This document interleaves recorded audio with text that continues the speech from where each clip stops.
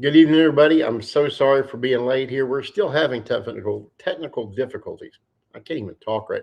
Brain's having technical difficulties. We're trying to get our guests this evening in, but I'm new to Restream, and well, it's kicking my ass. Pardon me. I'm going to pay attention to the toolbar at the bottom. Try to buy a little time for my that's my wife's text message. Trying to buy a little time for our guest to show up. What we're going to do this evening is a bit different, something we've not done on this channel before, and I hope you guys bear with me. I really appreciate everybody being here.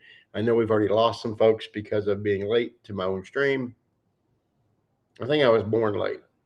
With all that said, thank you guys. Really appreciate it. We're going to start off with a different subject, then we're going to get back into what we always get into, which is whatever you guys want to talk about in the world of professional fishing, and even just fun fishing if y'all want to talk about that. After we get through this first subject, man, I'm going to open up the floor to you guys. So here's what we've got. As you guys know, several weeks ago, it actually started about 3 weeks prior to that. I started feeling like hot garbage. And my thing with my lungs and my coughing got worse.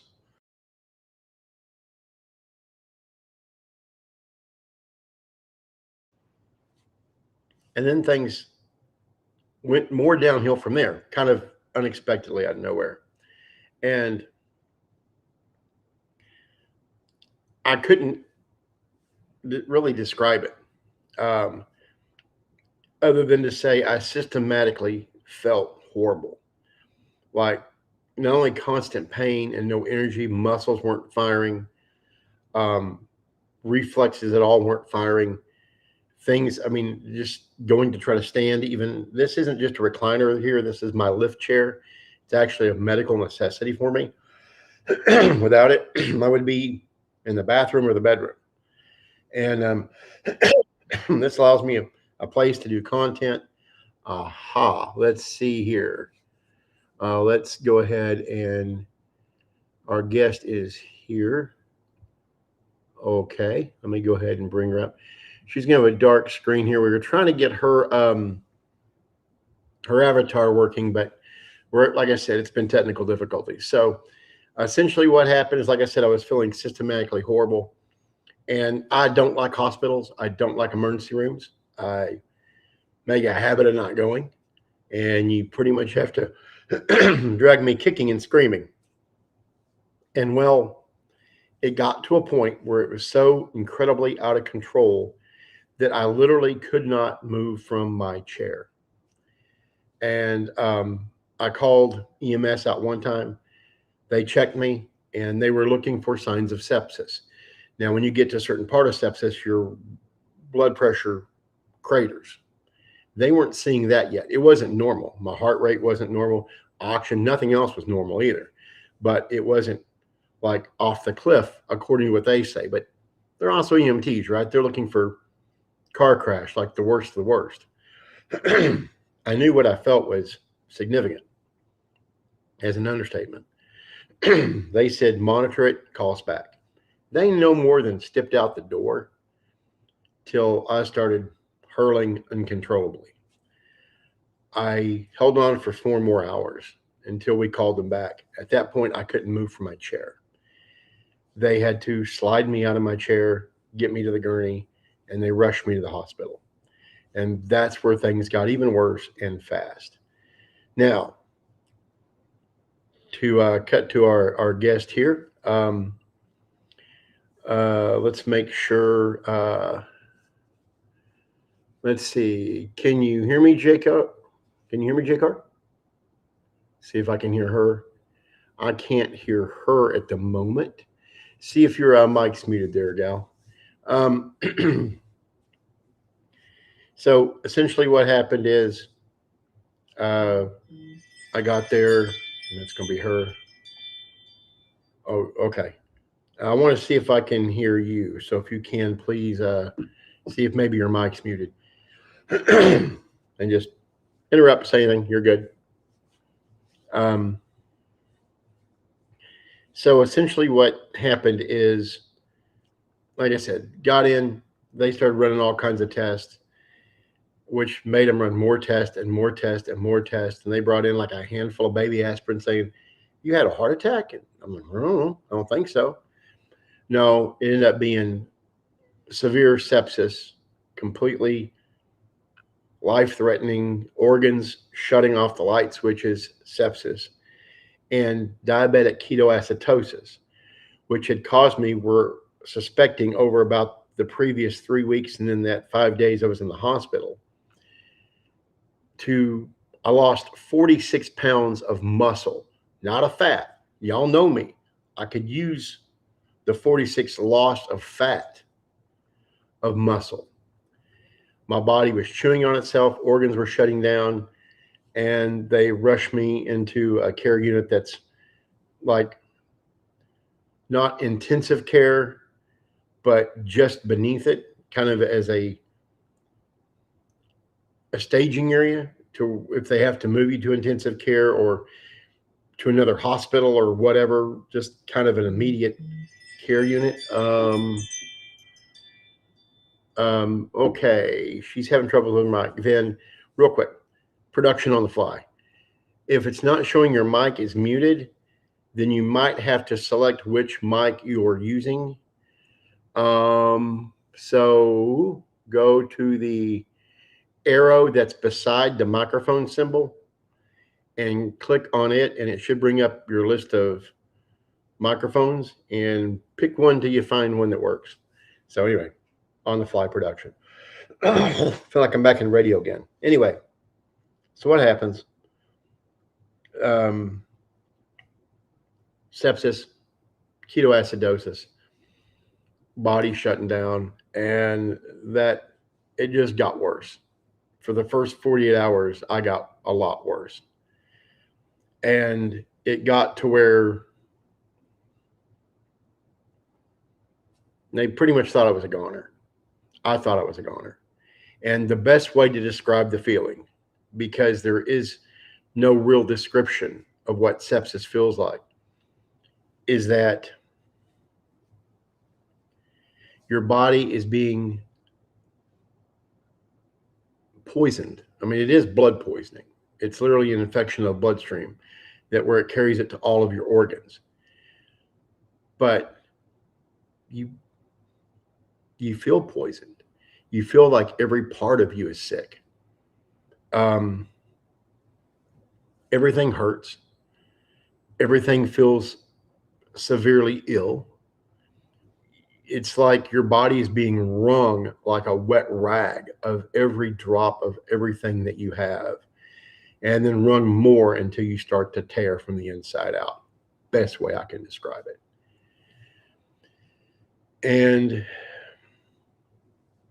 yeah, what do? They start pumping you full of fluids, pumping you full of antibiotics, multiple antibiotics, big glass bottles hooked up to your IVs. I had 2 IVs in my right arm, 1 IV in my left. And of course, they put the blood pressure cuff on my right arm so it can squeeze the piss out of the needle every hour on the hour when it goes on. You have people in your hospital room, over your bed, every hour to 2 max, taking new blood samples because they're literally tracking different markers in your blood constantly. You don't get sleep. You're sleep deprived. You're in an uncomfortable position anyway, but you can't sleep because you feel so damn bad. And then you've got everybody over you and constantly sticking you. And I was having veins collapsing and they were just blowing through them. And it was just a shit show. No other way to put it. Unmitigated shit show. My wife's there with MS, right? Which the way she sits, the way she lays matters, causes stress on her back, can cause a flare. The emotional stress of what was going on with me can cause a flare. Her balance was getting more and more off. Things were just like dominoing, just straight to hell. Well, there come a time 5 days later where I was not better, but I was improving. But I knew that if I didn't get out of there then, it was going to be the point of no return. I couldn't lift my legs. I was trying to keep circulation in my legs. And I don't know if y'all have had, and tell me if y'all in the chat, you're awake and monitoring the chat, right, hon? Because I can't see chat with this new system. So later on, when we get to Q&A, she's going to feed me the questions. So essentially what happens is I couldn't lift my legs. I knew I was in trouble. And I don't know why I'm not. I don't know why.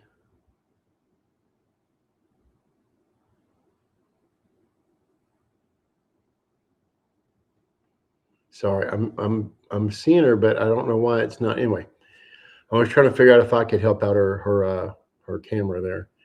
But so lost track of my own thought there. Bottom line is, what was I saying, hon? I don't know. I'm trying to. She's reading chat. So it was unimaginable. Okay. I don't know how to put it, but oh yeah, I was getting slightly better. I wasn't good enough they could release me. I found out recently, got my blood test from the day I was released. I wasn't ready to go home. What? I heard a noise. Okay, let's see here. Oh wait, that's a second one. Let me. The clock disappeared and there's like a blurry thing. Okay, let's see if she can come on here then. So essentially what happens is, like I said, my markers weren't, they weren't good when I left. But I had to get home. My legs, that's where I was. I had to circle back around. I couldn't lift my legs. I knew if I didn't get out then and get to where I could at least get to a place where I could attempt to walk, because there was no way to get off the hospital bed. I'm not built to stand up off the side of a hospital bed. What, hon? Okay. Even with my walker. So I knew if I didn't get out then and get back to a controlled environment, I was going to be bedridden for the rest of my life. And what y'all don't know, what I've hid from everybody, is how close I've been to being bedridden ever since y'all have known me on YouTube. It's been a slow downward progression. It got worse when I had a fall. You got a KTZ red. Pardon? You got a KTZ red. Oh, thank you. So what happens is, K-Bar red too. Oh, we got folks coming in from let's welcome our Raiders. Two good friends, folks that absolutely adore here on YouTube, KTZ and the great KFAR. Thank you guys. Y'all have seen me in y'all's chat so many times, and I'm familiar with so many of the faces over there. My wife's going to keep an eye on y'all. Thank y'all for joining us this evening. I was just kind of bringing everybody up to date on what happened with the hospitalization before we get on to the other fun topics, and kind of one of the reasons we're here tonight. We're still trying to work out JCarr's mic issue so we can get her up here with us. I see her place mark, but we can't hear her. She can hear me, can't hear her. So Legal's here. Wiggles. Legal. Oh, legal fiction. What's up? What's up, sir? So essentially what happens is I had to get home. I got home and I think, hey, I'm in a controlled environment, right? The first trip, I left an ambulance. I had to return an ambulance. Guys, the other day hit 1 year since a dear friend of mine, Dusty Wilson, passed. That was the last time I left the house in my own vehicle, was to go to his funeral. I was not going to miss his funeral. And it hit me when it came up as a memory. And I was like, crap, it's been a year. I get pretty good at hiding things. And it's not that I want to be dishonest with you guys. It's that I don't want you guys to worry. So I might get angry and snap at somebody and bitch about, hey, I'm damn near bedridden. And I try to kind of joke about it, blow off. It's been a real thing. And I knew if I didn't get out of the hospital then, I wasn't going to walk again. But, pardon me.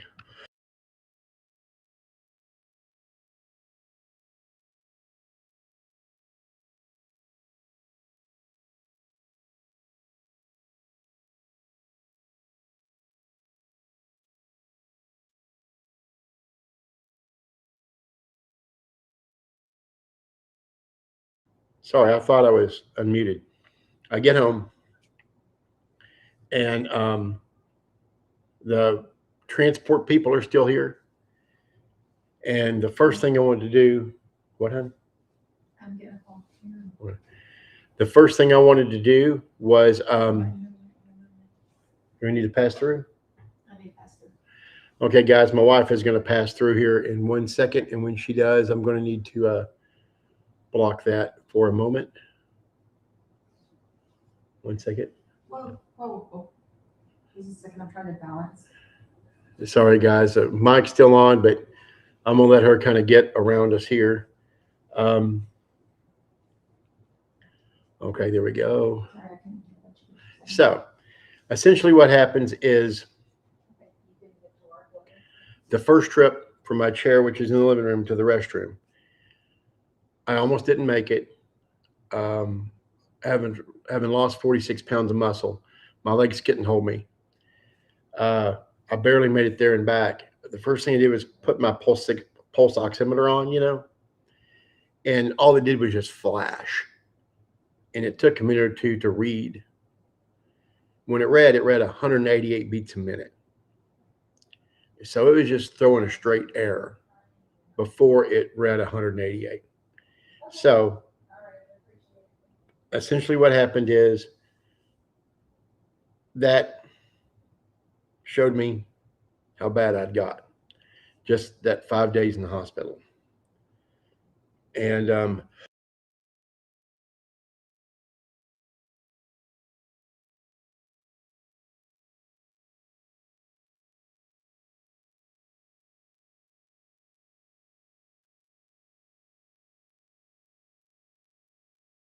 so it, the wife's coming back through here. 1 moment. Okay. So essentially what happens, 188 beats a minute, nearly fall. And I realized that I must have got back home in my own environment just in time. It took many days to improve, just getting that short distance. We're talking 15 feet with a walker. I ain't even attempting standing without a walker. And it took 6 weeks for me to be able to get back in my own bed. And I had to force that. I had to rush that because the lift chair was breaking down. And the repairman had to come in. I had no choice but to evacuate to the bed. Tall bed, high leg to get on. I know this is too much information, but I'm just being honest, kind of letting y'all in. But made it a little easier than I thought it was going to be, which is good. And there you go. Now, during this time, and the reason JCarr is here this evening, and she wanted to tell you in her own words, and I'm going to try to, if she can't get to work here, I'm going to try to say as best I can without putting words in her mouth. But she's been a dear friend that I met on YouTube and now know in real life, as the kids say, that I've known for several years now. And I actually met her over one night on this other dude's channel that used to do some streaming with JCarr. And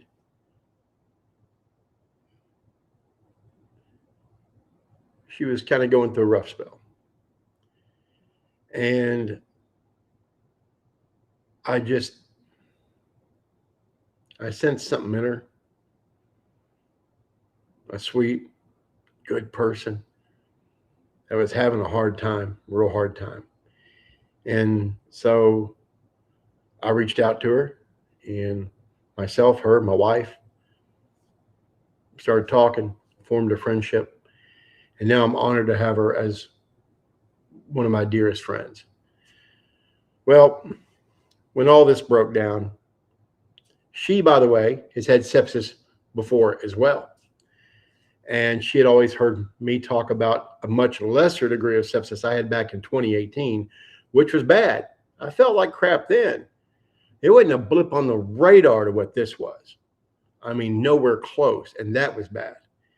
She had heard me talk about it before. She went through it. I hadn't heard from her in several days.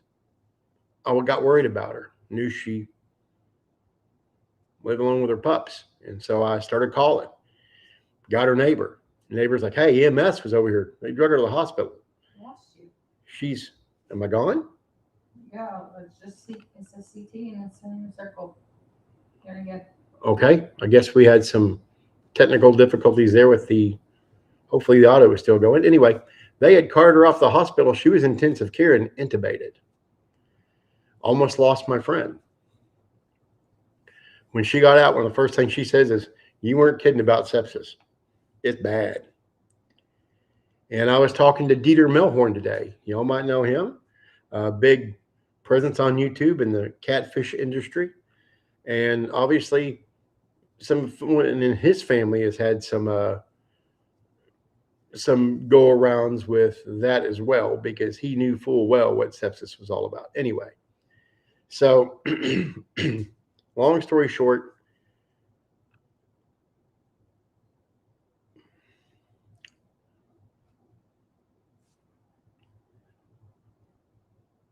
I hate with a passion asking for help. It's not in my nature, unless it's something, fun I can learn from, like hounding JCarr about how to do restream, and KTZ as well. Stuff like that, passion related, YouTube related, fishing related. I'll ask about fishing. I want to know about that new rig, that new technique, that new bait. Asking for help, not what I do. Friends, while I was in the hospital, I got a knock on the door. And I should have known at the time it wasn't a nurse, but I wasn't exactly completely lucid. When you're kicking down death's door, you're not all there. Didn't have my glasses on, can't see where the damn anyway. Hear a little knock, knock, knock. Oh, come in. Door opens up. And I see a gentleman, and I'm pretty sure he's in chat tonight. Joe. Y'all will remember him from the gentleman that helped set up the live interviews with us at Red Crest, talking to the anglers as they were getting ready to go on the stage there at Red Crest. Joe. Joe had driven several hours, found out where I was, and was at my hospital door. Opens up the door, I look, and even though my vision is foggy, I look, I said, holy shit, Joe, is that you? And he's, hey, CT. And he was a sight for sore eyes. And it means the absolute world to me. Thank you, Joe. Thank you, thank you, thank you. People say friendships made on YouTube can't be real friendships. They're full of shit. Granted, are most people out there ready to stab you in the back? Abso-fucking-lutely. Not everybody. So, Joe, JCarr,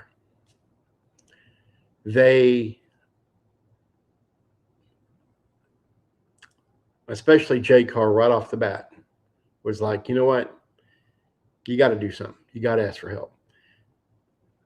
she knew that our savings had been depleted the last time my wife was in the hospital for 12 days with MS. Come home, couldn't walk, couldn't get herself to the bathroom. Her balance now, you'll hear whoa a million times around the house of her catching herself trying to keep them falling. They knew how bad financially we were. They knew I wasn't talking about it with anybody. I wasn't discussing it. I was trying to ignore it. I think I felt that if I had my head in the sand like an ostrich long enough, it would just go away. And JCarr finally twisted my arm hard enough where she's like, you know you need the help. You know you're going to be out of the home if you don't get it. So before yourself and your wife get put out on the street, damn it, let me do something. And I slept on it for too long. And finally got to the point where I was like, I didn't want to, but I had to. And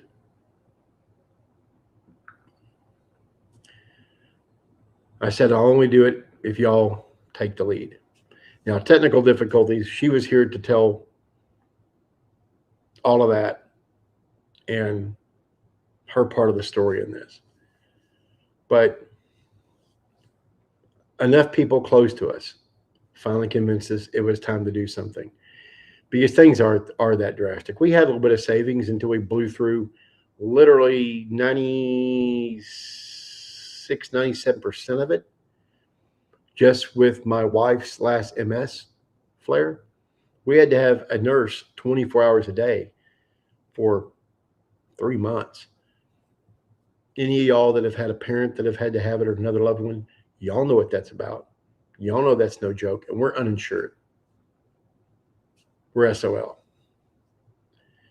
So we had to have a live-in nurse until she could get where she could walk without having to have somebody. And she still can't prepare meals. We can't get out and do groceries. This is stuff of just not shared. Y'all see me with a smile on my face, talking shit, doing news stories in this recliner / lift chair. And I'm just putting on the face. YouTube is where I can do what I love. It's where I can share with you guys and try to give back to the sport that I love so much. The sport that will always be my obsession. And so I don't like sharing the other stuff. And today, July 24th or 4th, is a very special day. It's the anniversary of my very first bass tournament many years ago, 2004. Night tournament, 12 hours, summer heat. Heat index at 1 o'clock in the morning was still 100. Sweltering, freaking brutal. And I loved it. Loved it. I still want to give back. And I want to get to a place, I want to keep a roof over our heads. I want to be able to get medicine. Medicine went up. I thought, you know what? They made me stop taking all but 1 or 2 prescriptions of the buttload of prescriptions I had going in the hospital. They made me stop taking them because of my kidney and my liver. Kidneys and liver. They're like, nope, you're going home. You're not having any of those. Diabetic neuropathy medication, gabapentin. No more, baby. I was on 900 milligrams a day. No more. Can't do it. So now I've got a tinge unit that I work overtime zapping my hands and my legs damn near all day. But what did they replace it with? I don't know. I mean, it still has to process with liver or kidneys, right? But they give me a shit ton more meds. I'm thinking they get rid of these, bring on these, it'll wash out even. No. They changed up everything. So, long story short, a system that was stressed to the max is now stressed to breaking. And I waited this long I still was not going to ask for help. I waited this long to accept help. So JCarr asked, I'm going to go ahead and, if you're able to pop on JCarr, let me know. I'm going to go ahead and. She didn't get it. She didn't get it. Okay, then I'm going to go ahead and do this then. There we go. So they wore me down, and they're right. We're not going to be able to survive without it, literally. We'll be out of a place to live. And there's no way with my health and her health, we're surviving on the street. No way to put it. And the last thing in the world I ever wanted was for y'all to know that. It's embarrassing. It's hard. It's frustrating. Because I'm supposed to be the dude that gets the facts, busts the stories, runs them to the ground. And I love it. I enjoy it. I love the fact I have almost 7,700 of you guys that have subscribed to this channel, that are taking care of me and have my back and wait for these videos to drop, and that trust me. And that means more to me than you guys know. I love having that connection and that trust with you guys. I love somebody caring about us so much. They drove many hours to knock on the hotel room door and come in and hold my hand at the bedside because they were worried. That's awesome. Super chat. Really? Yeah, $2 from 967 Andy. Andy, thank you so much for the $2 super chat. I very much appreciate you. You get $10 from Julie Sassy. From who? Julie Sassy. Julie Sassy one. Just saw you over in KFAR's chat. Thank you so much for the $10, Julie. I appreciate y'all. Thank you guys. That's awesome. Pardon me. Man, guys, thank you so very much. Oh, JCarr's computer crashed. That, of course, that's what's going to happen, right? Technical difficulties. They, like Murphy's Law, they're a tick attached to my ass. Little deer tick, two mean ones. So that's kind of where we are. JCarr convinced me. Joe was saying, hey, dude, you got to do something. You got to do something quick. They know. You know, Joe's met my wife. He's seen the condition she's in. I'm not quite sure what Doug is saying, but Doug 73 says, does your wife know she is on camera just a little bit, but can see her? Oh. Am I on camera? Yeah, just a skosh. Just thank you, Dove. Just ear and about half her face there. I fixed it now. You see my mobility scooter back there, my little blue racer that I haven't even been able to get on. Thank you, Dove. Appreciate you. So JCarr is asking if you can post the GoFundMe link. I should be able to, and it should be in a pinned. Oh, that's right, but we're in live. It'll be in a pinned comment. Let me try to do something here. Crap. Actually, JCarr, you're a moderator. You can probably get to it without switching screens like I would have to.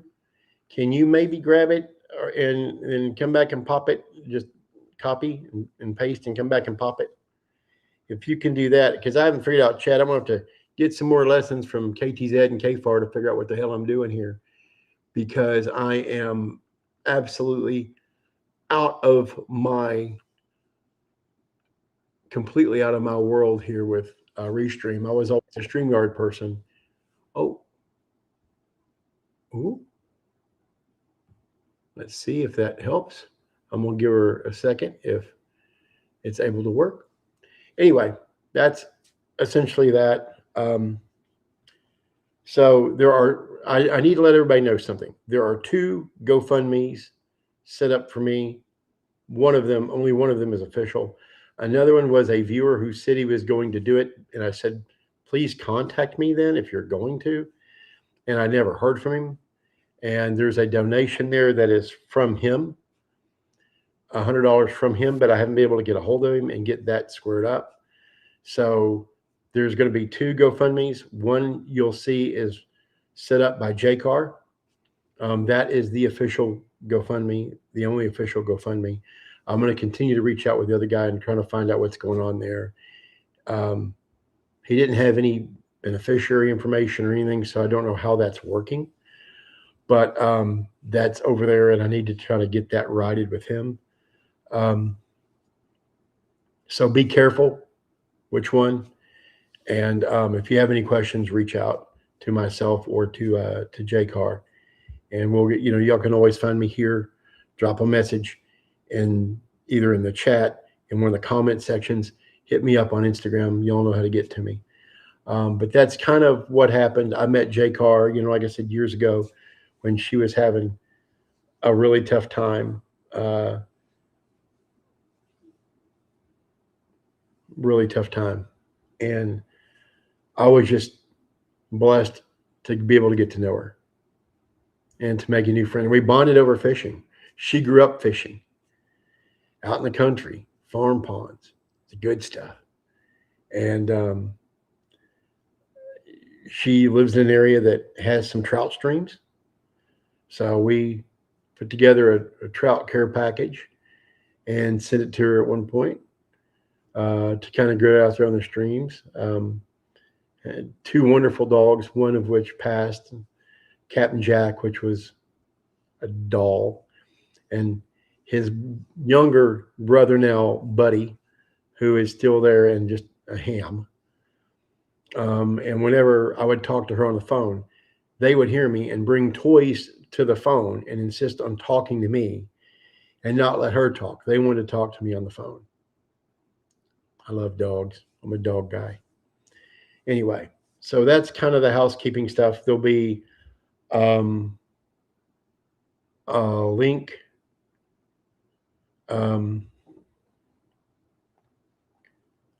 Oh, here's chat. I just now found chat, guys. I'm so sorry. Here's what I'm going to do. I'm going to try to find GoFundMe search.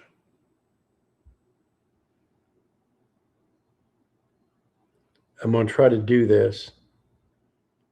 I don't know how I'm going to transfer it from one to the other, though.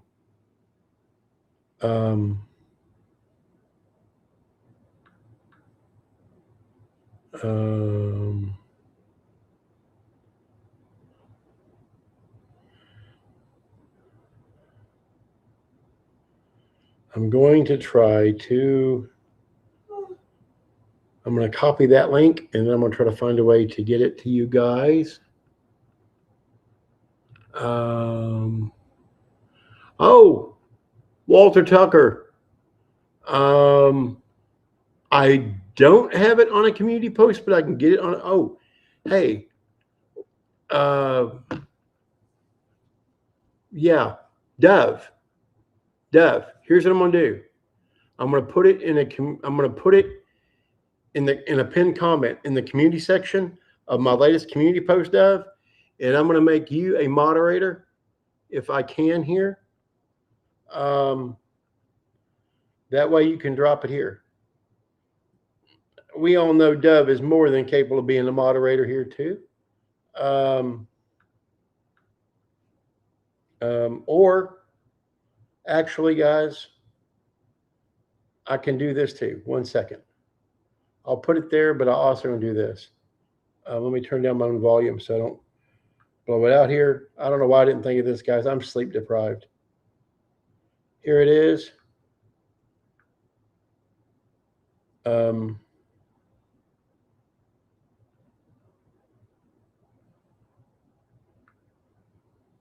There we go. Okay. There we go. I'm going to make Dove a mod anyway.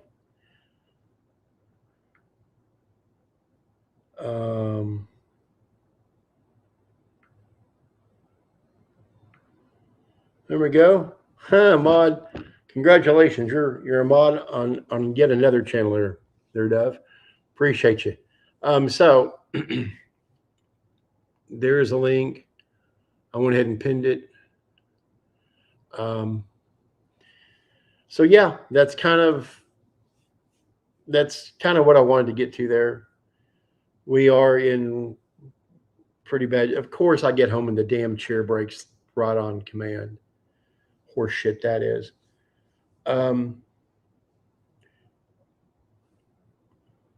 It is what it is. But yeah, it's the stuff that I hide, not because I don't love you guys, but because I don't want folks to see the struggles. I just want to have fun. And thank you so much, Dove. I appreciate it.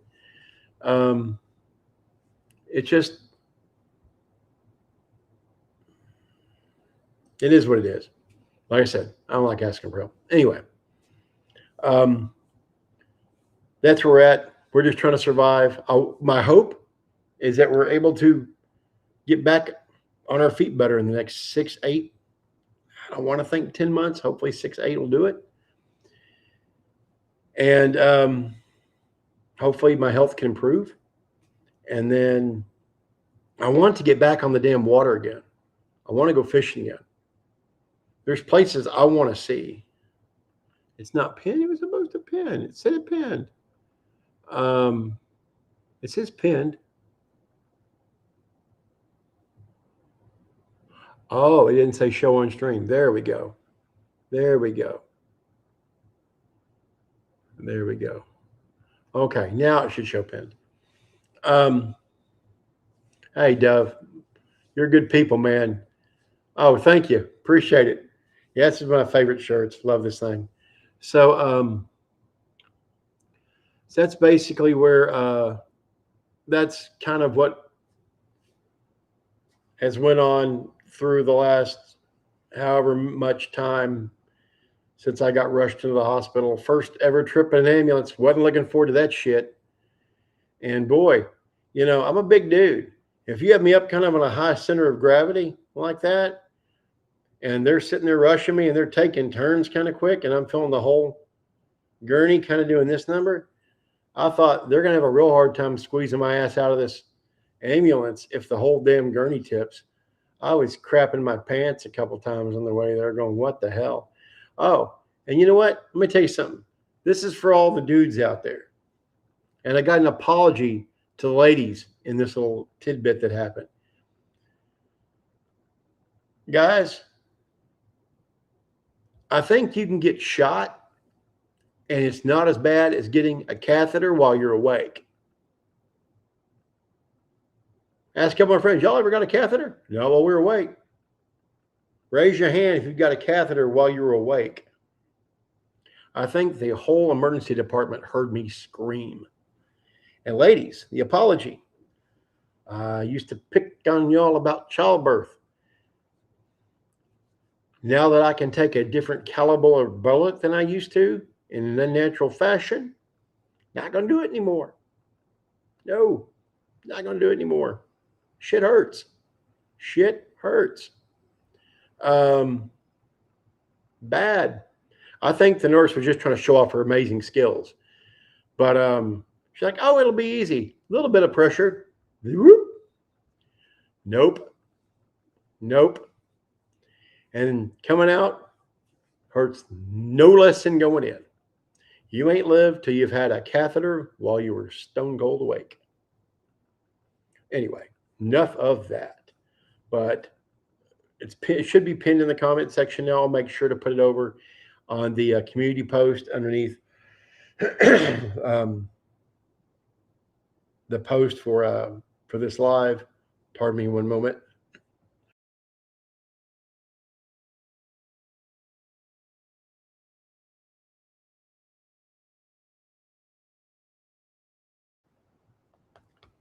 So on to more fun things. But if y'all can't give, real quick, if y'all can't give, I understand. Please share it. Just try to pass it around. You never know who can. You never know who it'll resonate with. So get it in front of as many people as you can. And hopefully I can continue making content because I enjoy it. And yeah, I jump back, and that's another thing. I gotta say more. People saw me as back making content again, think, oh, you're better. No, hell no. No. Like I said, I just try to make ugly look good. And I just let me pull chat back up here because chat did something weird. Oh, I see what that was. Okay. So essentially, what was I? Oh yeah. So people thought I was back 100%. I'm 15, 20%. Seriously. That's about where I am now.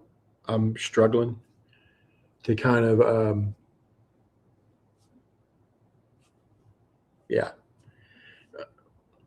People didn't know before I got sick. Yes, it took a long time for me to get out content because I research more than anybody else out there. That's a badge of honor. I'm proud of that. People fly with rumors. They throw crap against the wall. Y'all know how that pisses me off. I'm constantly having to fix something Slick says, for example, something the Cronut. Y'all know who the hell he is. You know, has a name like a donut place. I'm constantly having to fix shit he says that's just horse shit, or lies coming out of whatever angler's camp that's got themselves in shit now, and they're wanting to sell a narrative. I'm constantly having to do that. And y'all know I have the receipts. Sometimes out of their own mouth, right? That's what I do. So yeah, that takes time. But for me to write a script, I've got to lay down to write a script. Then I've got to sit up to do the recording. And after doing recording several takes, I'm not a one-take guy. I'm not a Randy Blockett. I'm not a Matt Steffen. I can't do that shit in one take like those guys can. Those guys are machines, man. They're cyborgs. I can't do that. So therefore, I do numerous takes on numerous segments, and it takes me 3 or 4 days just to recover from the 2 to 3 hours it takes for me to sit up and film a 5 to 20, 30, 40-minute video. How long it takes depends on how good a day I'm having. But when I'm done and my back is killing me, yeah, there it is. So with all that said, now it's worse. You might notice the last video, I had lots of placement cards, and even the interview with Joseph, the co-angler, in the Walton scandal. I did lots of, cards for like voiceovers. It kept me from having to sit up and do this. Anyway, a little peek behind the curtain. So enough of that. On to the fun part of the show. What I'm going to do next is I want to find out what you guys want to talk about. Because what I want to do, we can talk about the Walton situation. We can talk about the Alex Perrick arrest, which, by the way, KFAR folks, KFAR and I are planning on doing that. I'm going to alter the video some, take out a lot of the name because it's stuff that the other two channels, KTZ and KFAR, that are here with us this evening, their viewers might not need some of the other direction because we're always body cam and legal kind of stuff anyway. So some of the legal explanations aren't going to be needed there. And KFAR and I are planning on doing a show on the Perrick thing on his channel. So I'm going to modify that video a little bit and ship it over to him. And we're going to do that here in the near future. And KTZ, myself, and Mr. Zed are planning on doing a wildlife violator body cam only show where I'm on with those two awesome people. KT is a fantastic person. Her husband, he's a cool dude. Y'all will absolutely dig Mr. Zed. And so we're going to do a body cam channel where we do a lot of the like reaction segments to the arrest and wildlife cam. There's some places that they've had some of those busts that I know very freaking well, places that I've frequented, and I can kind of give an extra perspective and lowdown because I know exactly what's happening there. Like Roaring Rivers in Missouri, Bennett Springs on opening day of trout season. Some people doing some shady shit. We're gonna have fun with that. And that was something we were planning on doing before I went in the hospital, and that obviously got delayed. Even have a killer thumbnail for it. Got delayed. And for those of y'all that are my typical fishing audience, okay, my typical subs, do me a favor. Go check out KTZ and KFAR. That's KFARR. If y'all like body cam, anti kind of soft sit, frauditor kind of stuff, man, those you folks. And y'all will really enjoy them. They're fantastic people. Blessed to know them. And yeah, it's the good stuff. So we plan on doing that here in the near future. Nice little collab between me and KFAR, and me, KT, and Mr. Zed. And I'd like to do more body cam, although I'm going to tell you that Alex Plurick body cam wasn't that crazy. That body cam, guys, what a lot of people don't know,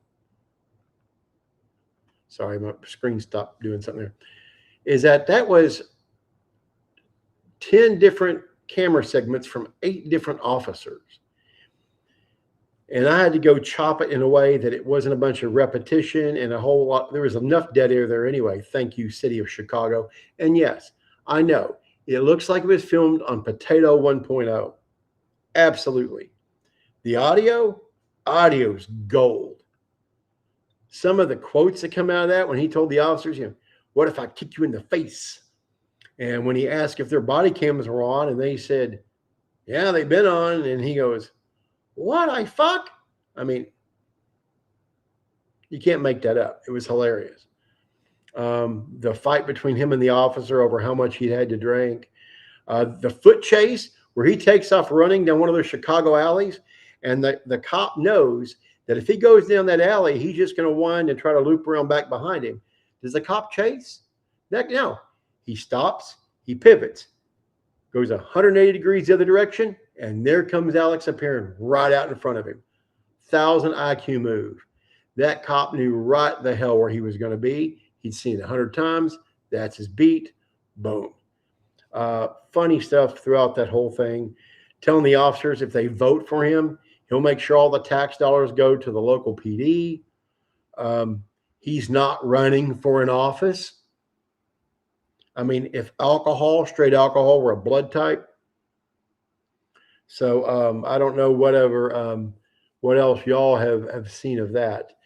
But what I'm going to do is I'm going to leave the chat open over here. Y'all tell me what it is that y'all want to talk about in recent events, where it's Milliken, Perrick, whether it's a Joey Walton situation. One second.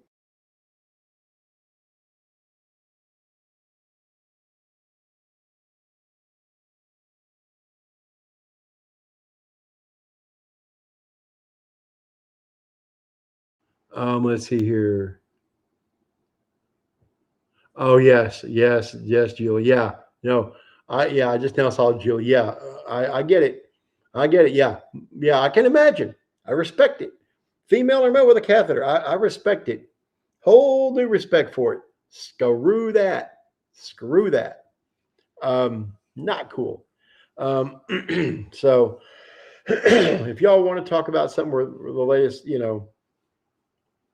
all those latest wonderful breaking news stories, the Milliken trial, delayed now until December with jury selection. The next pre-trial, I want to say, is December 9th, with a jury selection maybe in January or February now. And they're looking, pardon me.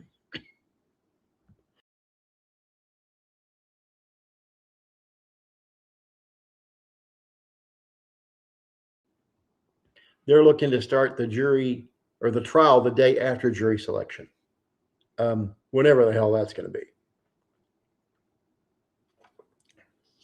But for any of my fishing crowd that's around,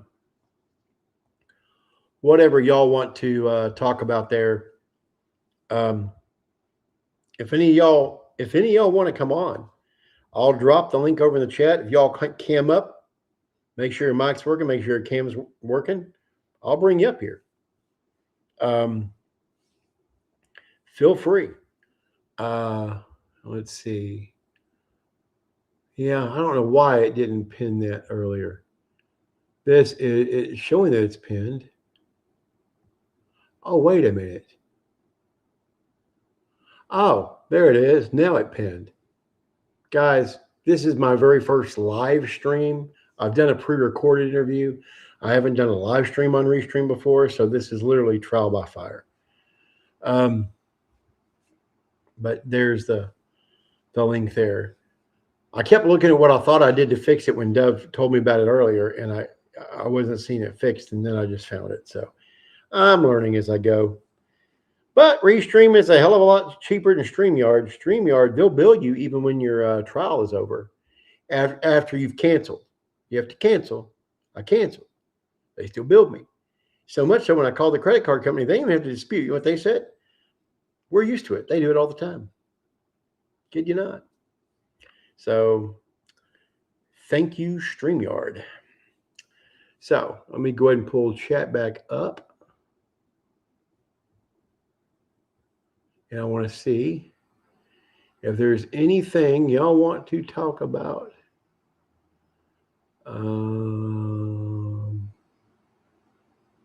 Which one of his channels?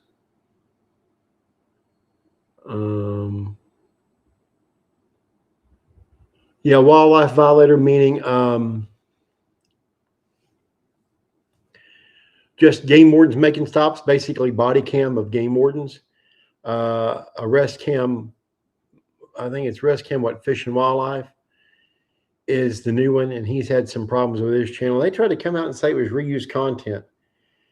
That's YouTube's stupid automated system doing shenanigans because it's not. Guy's a stand-up dude. Julie, you fish, huh? Funny. Way back for my wife, the last girl I dated, that is, she didn't fish. Her name was Julie. She didn't fish. So that obviously didn't last. Just posted the GoFundMe. Oh, thank you so much. And Joe, I think Milliken is hoping everyone will forget about it. All he need to do is admit he screwed up. Yeah. Admit he screwed up. He could have done Milliken could have done a series of commercials for Texas Parks and Wildlife, falling on his sword saying, hey, don't be an idiot like me and fish without a license, and go in and try to turn in a Sherlunker fish, which is a contest. Oh, it's not a tournament. It can't be tournament fraud. The idiots haven't read Texas's definition of tournament fraud and what a fishing tournament is, because it's clearly by the rules and by the definition of this state, which is what matters because it's the law, says it's a damn fishing tournament. So screw you, Milliken. I don't give a shit if you're not up there weighing 5 fish. It's a damn tournament, Holmes. You moved to Texas. You signed up for the rules. You live by them. Suck it. Stop going out there bullshitting your audience and every idiot that comes along that says, oh, but he told me they forgot to send out the jury summonses. When all jury summonses are automated now, especially in that county, I checked. There wasn't any city clerk that forgot to wrap them up in a rubber band and go drop them off at the post office. That idiot. No. They delayed it because of Elite Series schedule. Then one thing after another, after another, after another. And he's just kicking the can down the line, looking for a better plea deal, or like Joe said, hoping it'll go away. According to what I've heard, and I hope they're not blowing smoke up my ass, but according to what I've heard from the county attorney in Nacogdoches County, Texas, it's not going away. It'd be delayed. It's not going away. Now, according to this last delay, what happened was the county attorney's office isn't very big. They have 4 attorneys. The county attorney himself and one other attorney were planning on working on the Milliken case to make sure they get the conviction, because fishing in a freshwater tournament, that kind of charge is kind of new in the state of Texas. So they want to hold the jury's hand and kind of walk them through what they need in the elements of the case.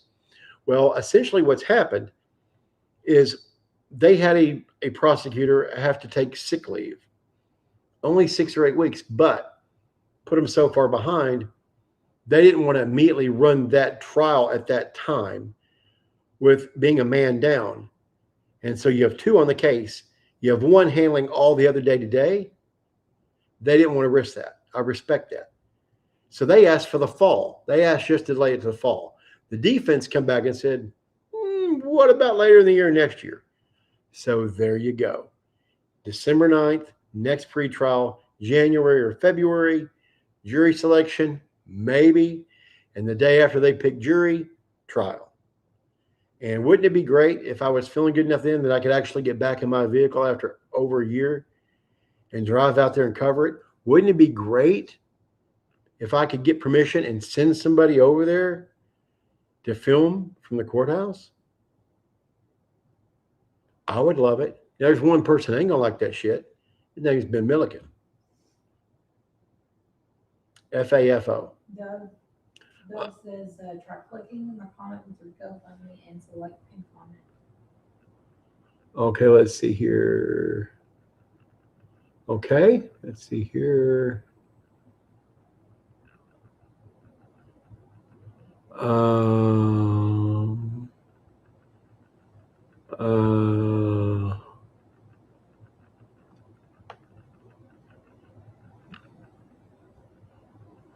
Okay, pin. Okay, that worked. I think does it only pin it on the screen? Maybe it only pins it on the screen. We're going to try that. Let's try that and see if that works. So yeah.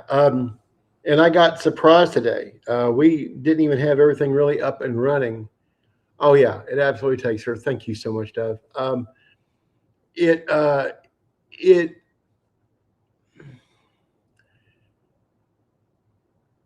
Trials, man. I get discouraged with Texas. Texas sometimes acts like they give a shit about wildlife violations, and then sometimes they don't. And they really need to hit this one home, because I understand that freshwater tournament fraud in Texas is new, but it's important because there's an epidemic of cheating in tournaments now. It just was brought to life by the walleye guys. You know, we got weights and fish. Runyon and Kaminsky, those 2 clowns out of Ohio, they started this channel. That's how I stumbled into having a YouTube channel. Let's see here. Yeah, I don't know why either, Dove. I saw that, and for whatever reason, here, let me try something. There may be one other way to handle it. Oh wait, hold on. Damn it.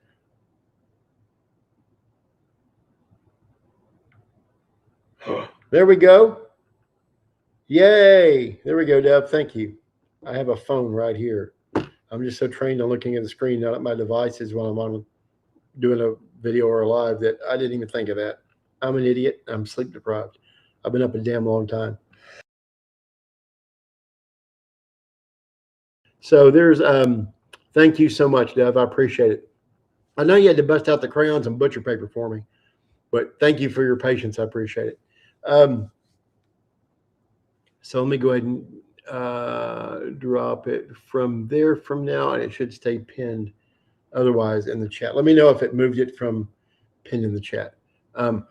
Did it, Dev? Is it still there? Okay, hopefully that worked. Anyway, so yeah, that's kind of, yep, there we go. So that's the thing with the Milliken case. Let's see here. No. You're good. You're good, Dove. You're good. I've never been good at handling chat and everything, but the wife's getting tired and she's kind of in and out dozing back there. So, just kind of how it is. She's tuckered too. So, yeah, that's the thing on Milliken. The Walton situation was crazy. A lot of folks agreed with the co-angler's assessment. If you all haven't seen that interview, I found him to be credible. I found him to be honest about his past and about his past mistakes.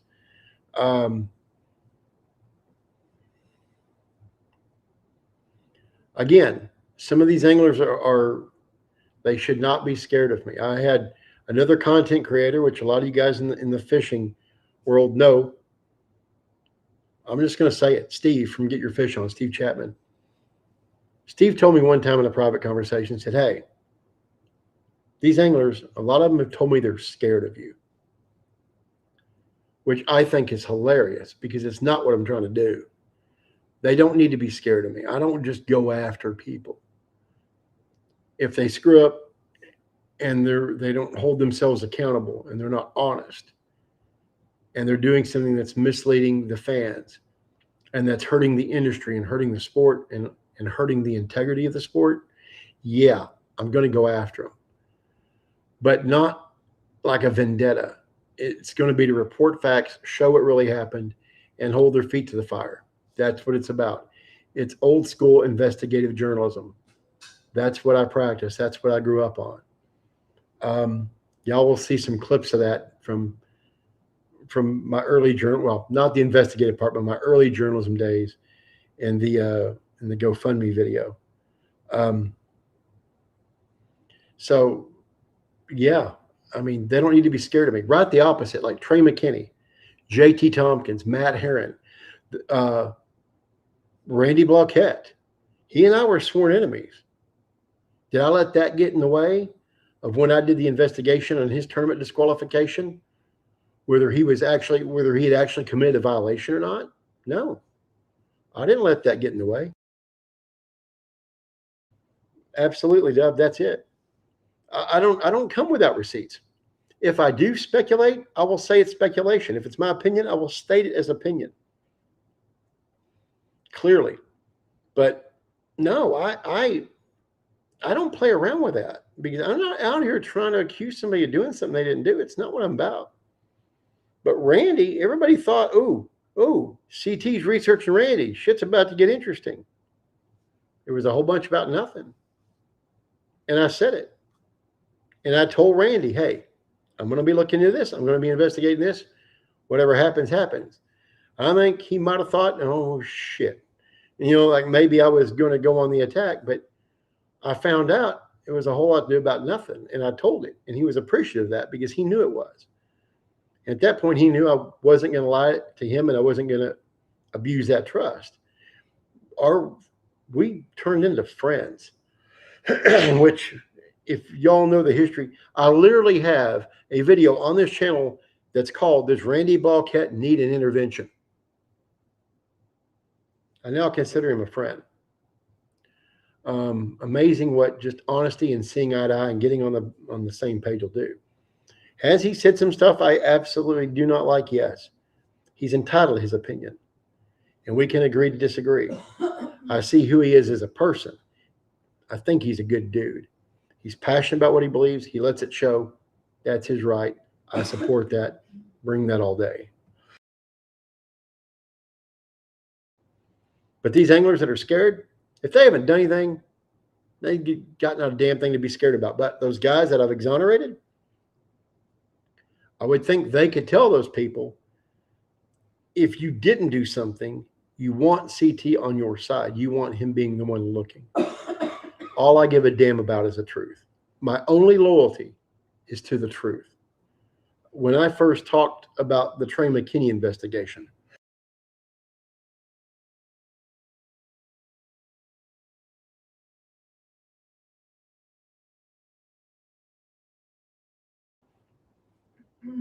that investigation took 6 weeks. I called Trey. Said, listen, you and I have had a couple interactions. Think you're a good kid, but they say where there's smoke, there's fire. I'm going to investigate it. I'm going to get to the bottom of it.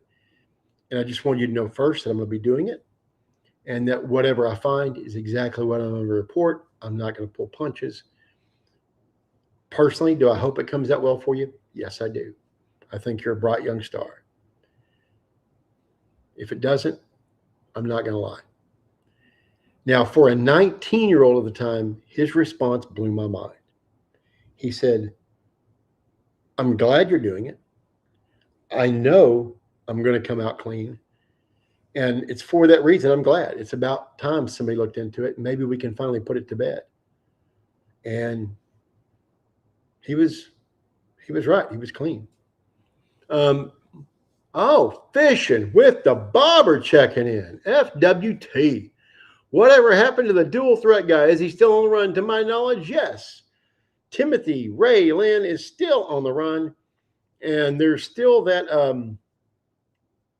By the way, I know which story. Today, Bobber, my wife and I were talking. I'm going to be on the podcast with Bobber here, hopefully in the near future, where we tell just some of our favorite fishing stories to try to endear people to the love of the sport. And he and I have been talking for a long damn time now, which of my millions of stories I want to make perfect. And today I found it. And I hope that it's one that touches other people and that is inspirational to them, because it's something that when I recalled it today, just hit me right in the heart. And I think it's important to share. It's not going to be as funny as some of the other stories he's had on there. It's just going to be right from the heart. But I think I'm going to run it by you first, Bobber. Who knows? We may change it up again. We've only went through 24 of which ones I was going to end up settling on to tell. But yep, we got to do it. We got to do it soon, Bobber. We got to do it. Yes. Oh yeah, yeah. Dove, absolutely. Thank you, Dove. Bobbers, absolutely. I know since he's in here, I'm not sure who all we have. If you have your own fishing channel in here, speak up. I'm all about the community. But yeah, definitely, please definitely share Bobbers. Bob's a solid dude. He's a good cat. I really enjoyed talking to him. He's a good dude. Dove's stepping up big time. Thank you so much. Oh yeah, thank you, Dove.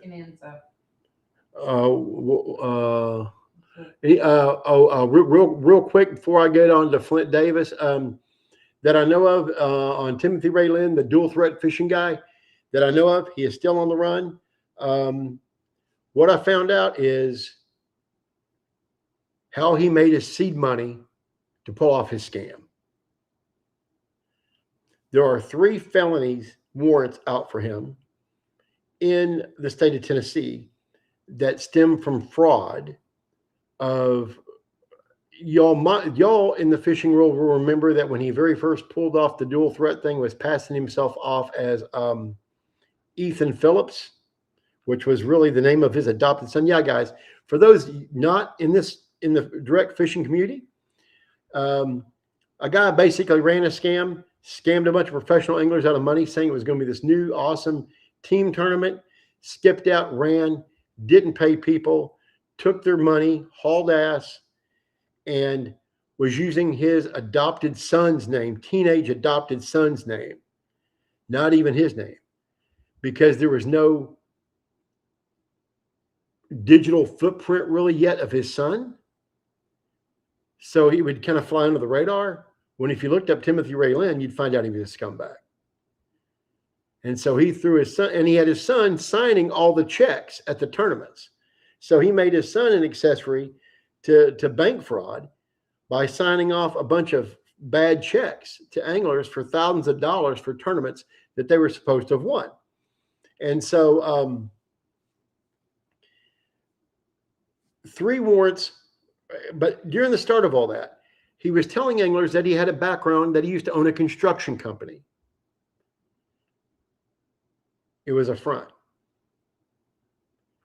He told people he owned a construction company. He promised to build houses. He took the money and he hauled ass. So, a bit of speculation. I've been monitoring. This is something nobody knows. 28 of y'all in here. I want y'all to hear it here first. I've been monitoring radio communications on scanner apps for that Tennessee area up there in those mountains area, kind of outside of where he was, Knoxville, and the other area he's from. I forget the name of that other town. It's off the top of my head. The one that in our outdoor life butchered. I've been monitoring scanner channels for them, waiting for him to show back up and get pulled over. And it dawned on me how rural some of those places are. And then I remembered something that Steve Chapman talked about when he used to have conversations with a guy. Always sounded like he was outdoors. And sometimes reception was a bit shoddy. In the town he's from, there's only one area, small little area up there in the hills that gets cell phone reception. If I had to guess, he's got an off-grid place in those Tennessee hills. And he's hiding. He got enough money. Him and his crew can sit up a while and hide until the heat draws off, they reemerge, and they pop another scam. That's been the MO. That's speculation. But that's where we're at. Now, must have been hiding. Yeah, hiding your seat champion when he was younger. Funny, Bobber. Yeah, you ain't kidding. You ain't kidding, because that mofo vanished. That mofo evaporated into the ether of those Tennessee hills. But that local Tennessee Police Department, they're waiting on his ass to pop back around. I've talked with that sheriff. She's eager. She's eager to get her a piece. Or, I don't know if it was, maybe it wasn't the sheriff. I'm trying to remember. Strike that. I don't think it was a sheriff. I think it was, I can't remember her rank, but nonetheless, she's somebody that has some say around there. And she's like, yeah, we're waiting like a, like a catcher under a fly ball to catch his ass second he pops up. Flint Davis, to answer Joe, the Flint Davis thing has been around and around court stuff again to where I've gotten lost on the docket. I'm going to have to pick it back up. But Alabama has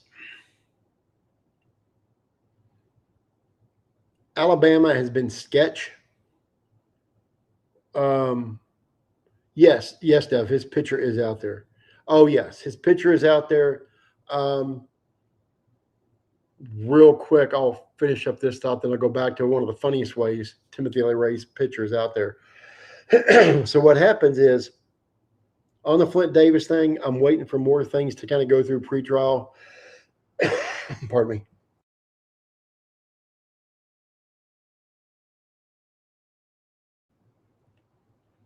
Alabama is different, the legal system, in prioritizing civil cases versus criminal cases.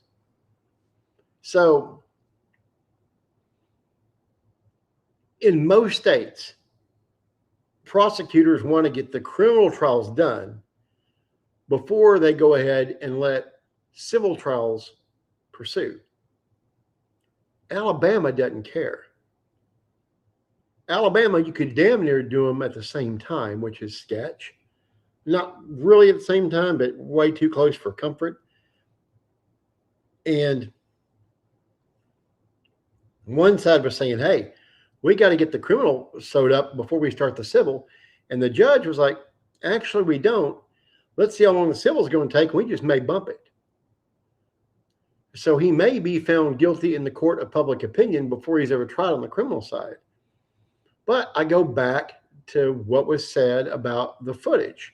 Everybody's like, oh, speed was a factor. They can't say speed was a factor. You see how fast he was going? You know what? Speed is not a factor, because if he wasn't aiming in the direction he was aiming, there wouldn't have been an accident. Speed itself was not the determining factor, which is what the authorities used. They said a couple things, and you have to read between the lines of that press conference. They said speed wasn't the determining factor, number one. They said they know more about the case than anybody. That was a direct shot at me, because they knew I gave them information, because there was camera footage from a GoPro that had information that they needed for their case that they didn't have, they didn't know existed until I fed them a back channel hint that it existed. And by the way,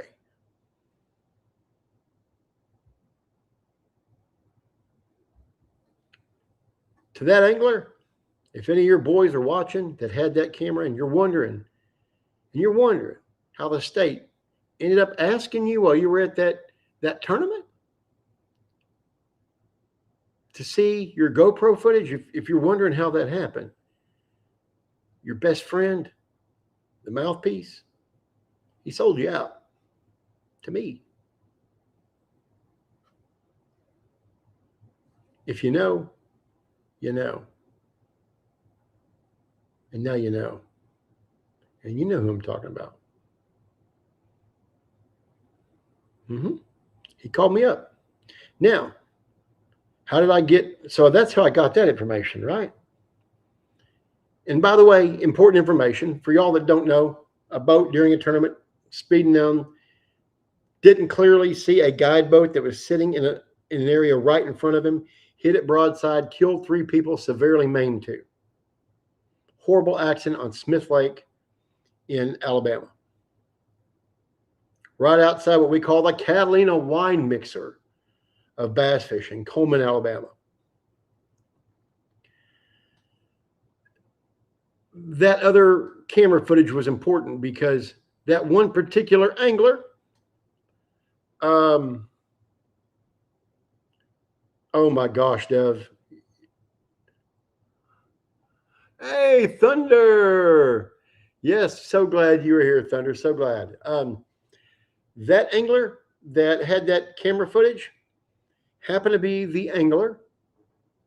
Barbara, I know you can research this shit. You'll read between the lines on this one, baby. Well, hey, Walter, you will too. And if there's any lurkers in there, y'all know. That angler happened to be the angler that picked Flint Davis up and took him back to the ramp. Davis had broken ribs from the collision. They're not going to be speeding back down to the ramp. They're going to be going at a slow pace. GoPro's on the pole behind them, picking up every word. Davis is going to be in shock and talking to this angler. What's said? I didn't see him. I was dozing off. I had my head down behind the windscreen. What's said? So, when investigators said, we have more information, no one knows more, they said, no one knows more about this case than the grand jury and we do. You're welcome. Because they didn't know that footage existed. Now, how did they get word of that footage? I made friends with an investigator for one of the attorneys in the case in exchange for information. I gave him the source of the footage, and I, in turn, got some receipts. Quid pro quo. Perfectly legal. Got to do what you got to do. But in that, real easy to look up who that angler was that drove Clint Davis back. Davis back to the damn ramp. Real easy. And the second you see the name, you'll know who his mouthpiece is.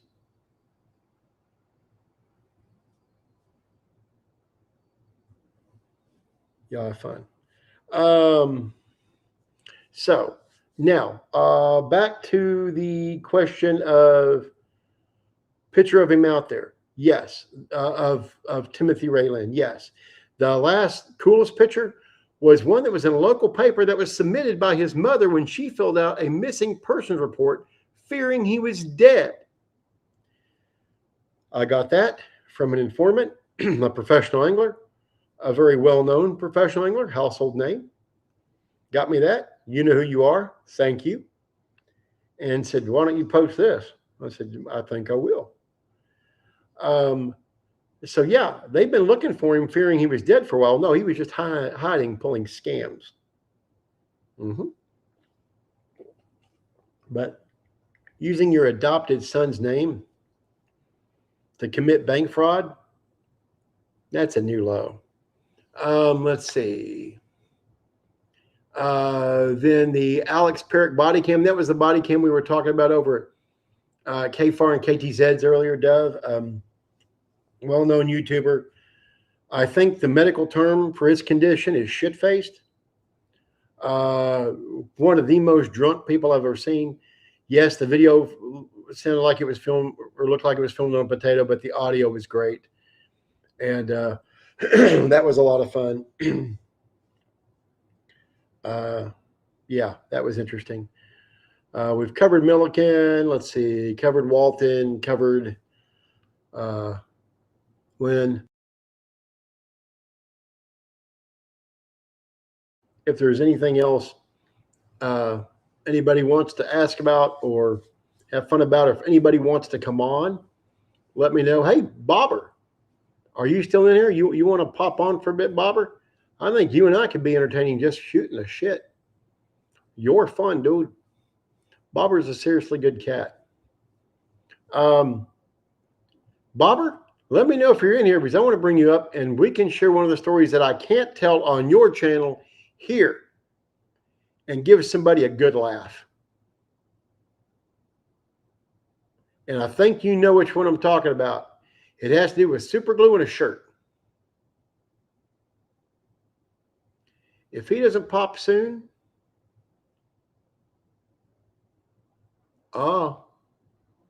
yeah, get set up. Let me know as soon as you're up, and we're going to tell the super glue story. And guys, even if you're not interested in fishing, I think this one will entertain you.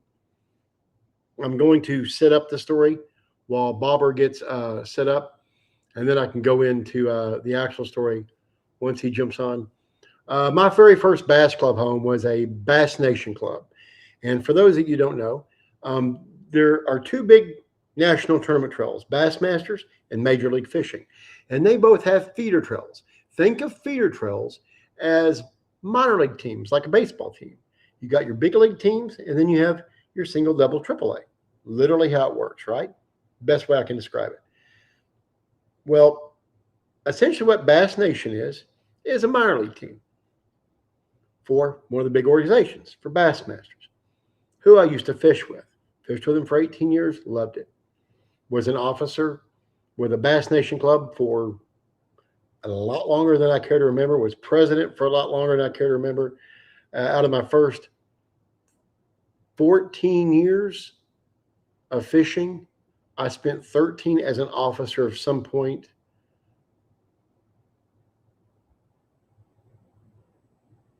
Twelve or 13 is no, it overlapped. It overlapped 13, 12 and a half, almost 13 as a president. Oh my gosh. Anyway, other as a secretary and a Bass Nation liaison. Anyway, my first club, there was an older gentleman that was tenured in the club, had been around for a long time, grizzled angler. And, Dove. Yeah, you got no idea, brother. Sister, sorry, Dove. I still haven't picked up yet. I apologize, Dove. I don't mean that as an insult. I just don't get to see genders online, so I have to make assumptions sometimes. So, yeah, super glue. Yeah, trust me. Oh yeah. So this grizzled vet, big stocky guy, kind of bumbling, nice guy, can get grumpy. Good dude at heart. He's passed, and God rest his soul. His name is Bill. Bill was a good guy. Here. Thank you. Okay, thank you, sister. I appreciate it. Okay, yeah, now I know, Dove, and like I say, knowing is half the battle. Go, Joe. There you go. Let's see. There you go. Click on that there. I got it. Should be right above your comment there, Dove. Let me know if y'all see that there. Okay, so this guy had been around for a long time, and he was kind of a contrarian, right? not that he intentionally disagreed with people just to disagree, but sometimes he disagreed to disagree. And sometimes he had good reasons, and sometimes he was just being a pain in the ass. But he was a good dude. He was always real nice to me. And he was somebody that a lot of the other guys picked on and gave more than his fair ration of shit sometimes to. And that was a shame because he was a good-hearted guy. But there were still some folks in there that that's okay. That there were still some folks that cared about him and had his back. And he was one of the first people to befriend me. So we got to know each other. And he was a bad diabetic, always had insulin in the boat. And he had times, hey, Booster, what's up, Booster?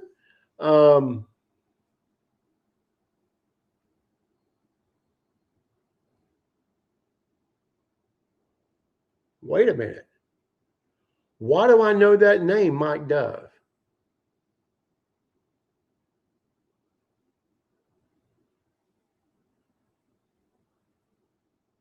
Oh, me? No.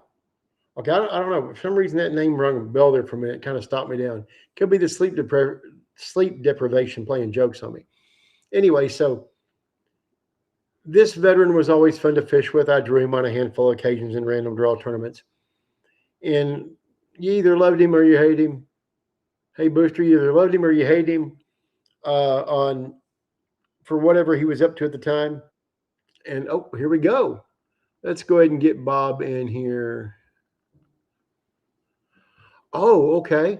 That's probably did not come on. No. Why did?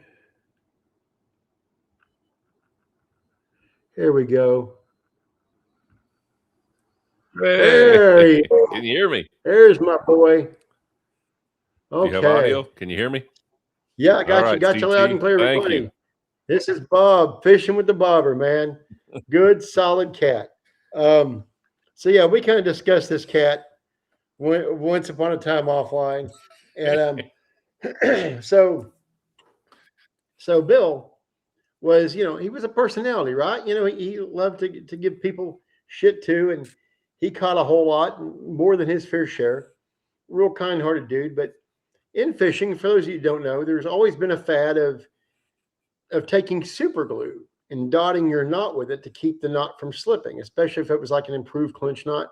I never thought you'd do it with a Palomar knot, but I'm a Palomar knot elitist. I'm kind of an asshole where that's concerned. I don't do clinch knots. Clinch knots are beneath my ass. Fuck clinch knots. Anyway, so Bill always kept super glue with him because he was one of those guys that would dab a little bit of super glue on the knot to kind of keep it from slipping. Well, long day, hot summer day of fishing.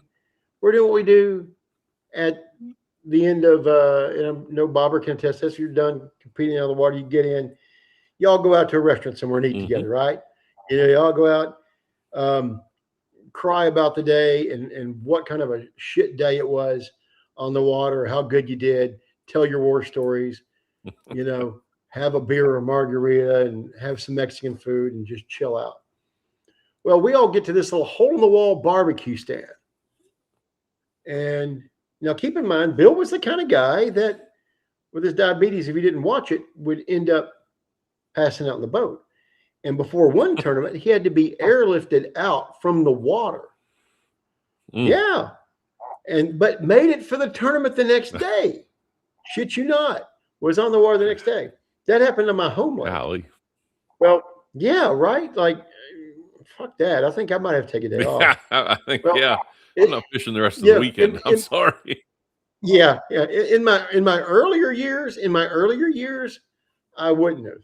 I would have went with it. My later years, no, I'd be tapping out. But so we get to this restaurant. Bill gets up, disappears to the bathroom for a while. And we're starting to worry about him. All right. Yes, I already know where it's going. Yeah. He disappears for a while. Now we're starting to worry about him. We're starting to think, shit, did he pass out in the bathroom? It's not like he didn't have a history of it. And we're all sitting there going, You okay? What's up? And we're just about to send somebody for him. When he comes lumbering out of the bathroom, comes up, pouring sweat. We've been in the AC for a while. He's back in a little enclosed, tight little bathroom in a barbecue stand out in the middle of BFE. So, or barbecue joint, not stand joint, but But he comes out and he's just soaked, head to toe in sweat. Plops down in his seat. We're like, Bill, we're about to send somebody after you. You okay? Yeah, I'm fine. I'm good. Ready. Takes a big old gulp of his water. And then we all notice. But wait, there's more. Yeah, we all notice that there's a bloody patch about this big right across his shirt pocket. And we all just kind of stop mid-bite and start to look. And one guy says, Bill, you okay? You're bleeding. Oh, I'm fine. I'm good. Yeah, it took me a little while, but I'm good. You're having a problem in the bathroom? You cut yourself? No, I'm fine. I'm fine. Bill, it's a lot of blood. Well, yeah, it happens. What happened? I super glued my shirt to my nipple. So that super glue had come open, bled through his shirt, and super glue and skin oil, right? Man. Bled right through that shirt and adhered itself to his nipple. Now the sweat was, he was so busy trying to fight that shirt off of his nipple that not only did he rip said nipple and cause freaking huge patch of blood, but it kicked his ass in there and worked up one hell of a sweat.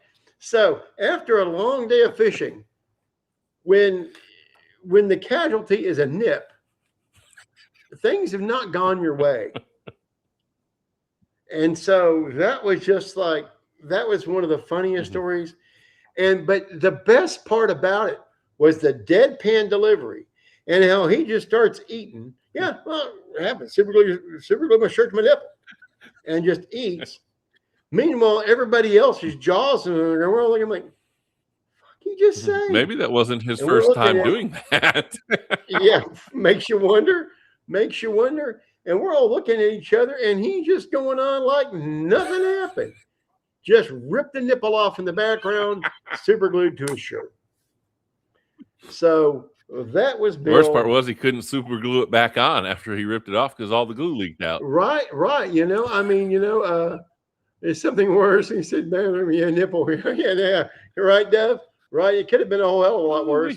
He could have been trying that catheter on himself in the background with a little bit of super glue. My gosh, I still think that nurse was just trying to show the fuck off. But anyway, sorry, it's the time of day I'm dropping F-bombs like commas because I'm hurting so bad. I don't want to sound like Parrot, but boy, I'm hurting. My back is killing me. I've been at it for an hour and almost 40 minutes now. My back is screaming. But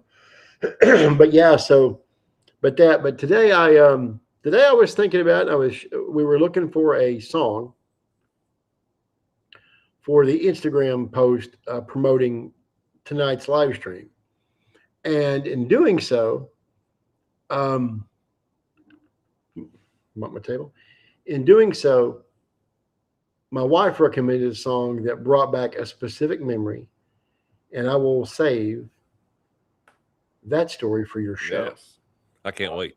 And I think it's gonna be fun. But Bob and I talking about being on the show went through who knows, a dozen stories or more.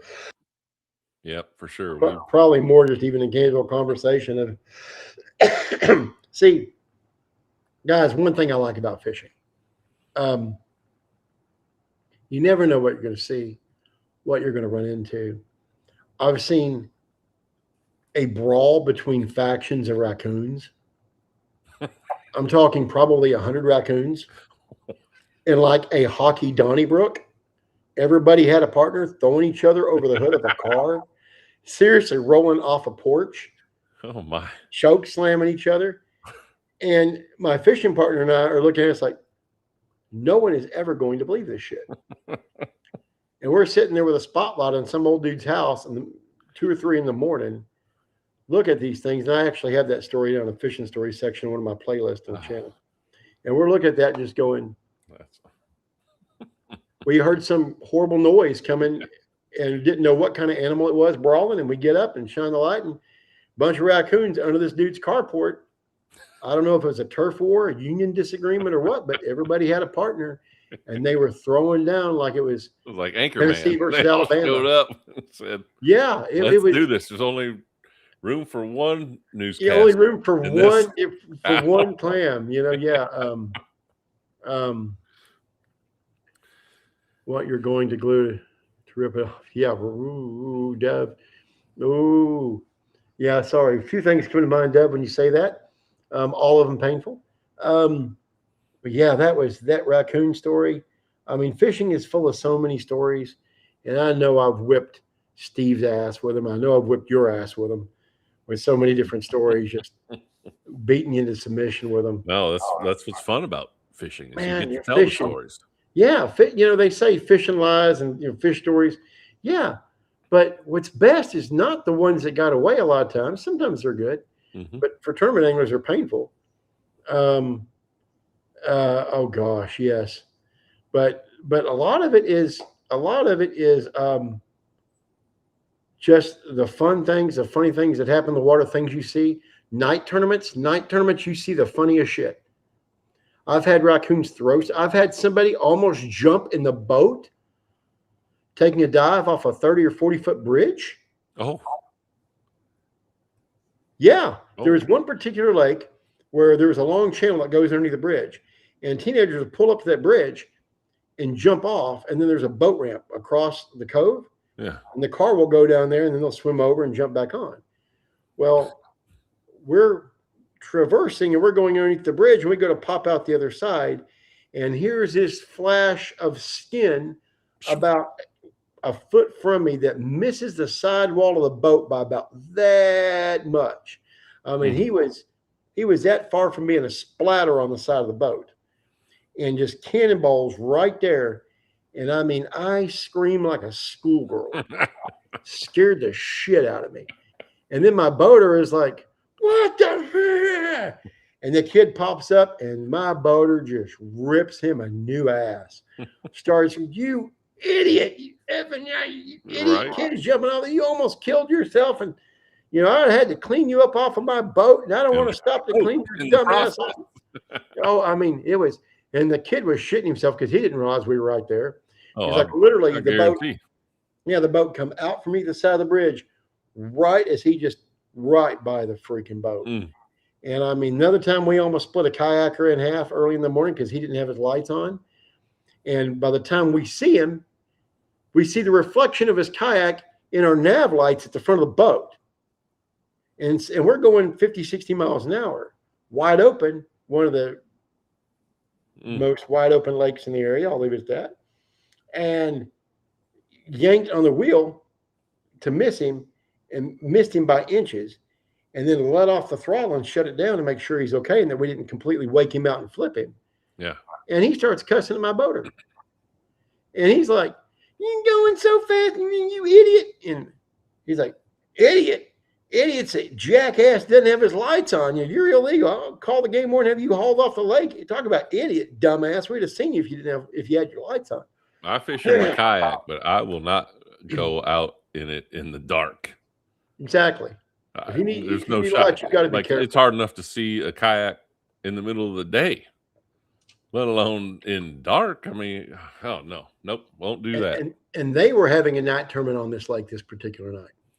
No, but every other kayak we saw, or at least that we know we saw, had their lights on. This guy didn't. But once he realized, he didn't have his lights, and he was the one in trouble, he shut up and started apologizing. But my partner was still hot. My partner was still like, you apologize now, you son of a bitch. And just, oh boy, it was nasty.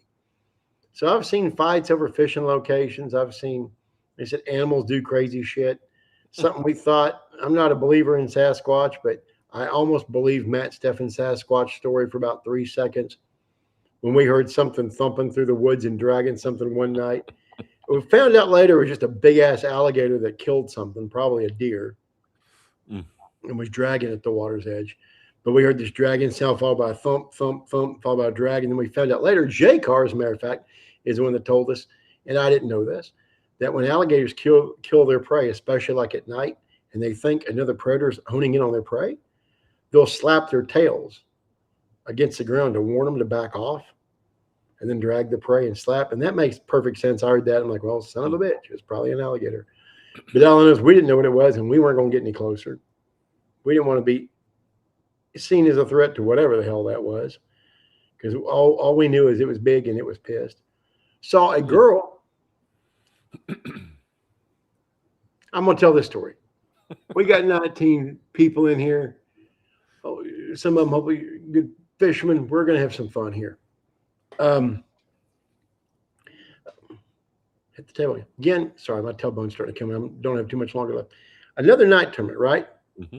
So fishing on a lake and fishing a dock right around 4th of July. So the kids are out shooting a bunch of fireworks off the docks. Well, this one particular dock was a dock we had planned to fish because it had underwater lights, brush piles. It had been producing in practice, right? Yeah. Well,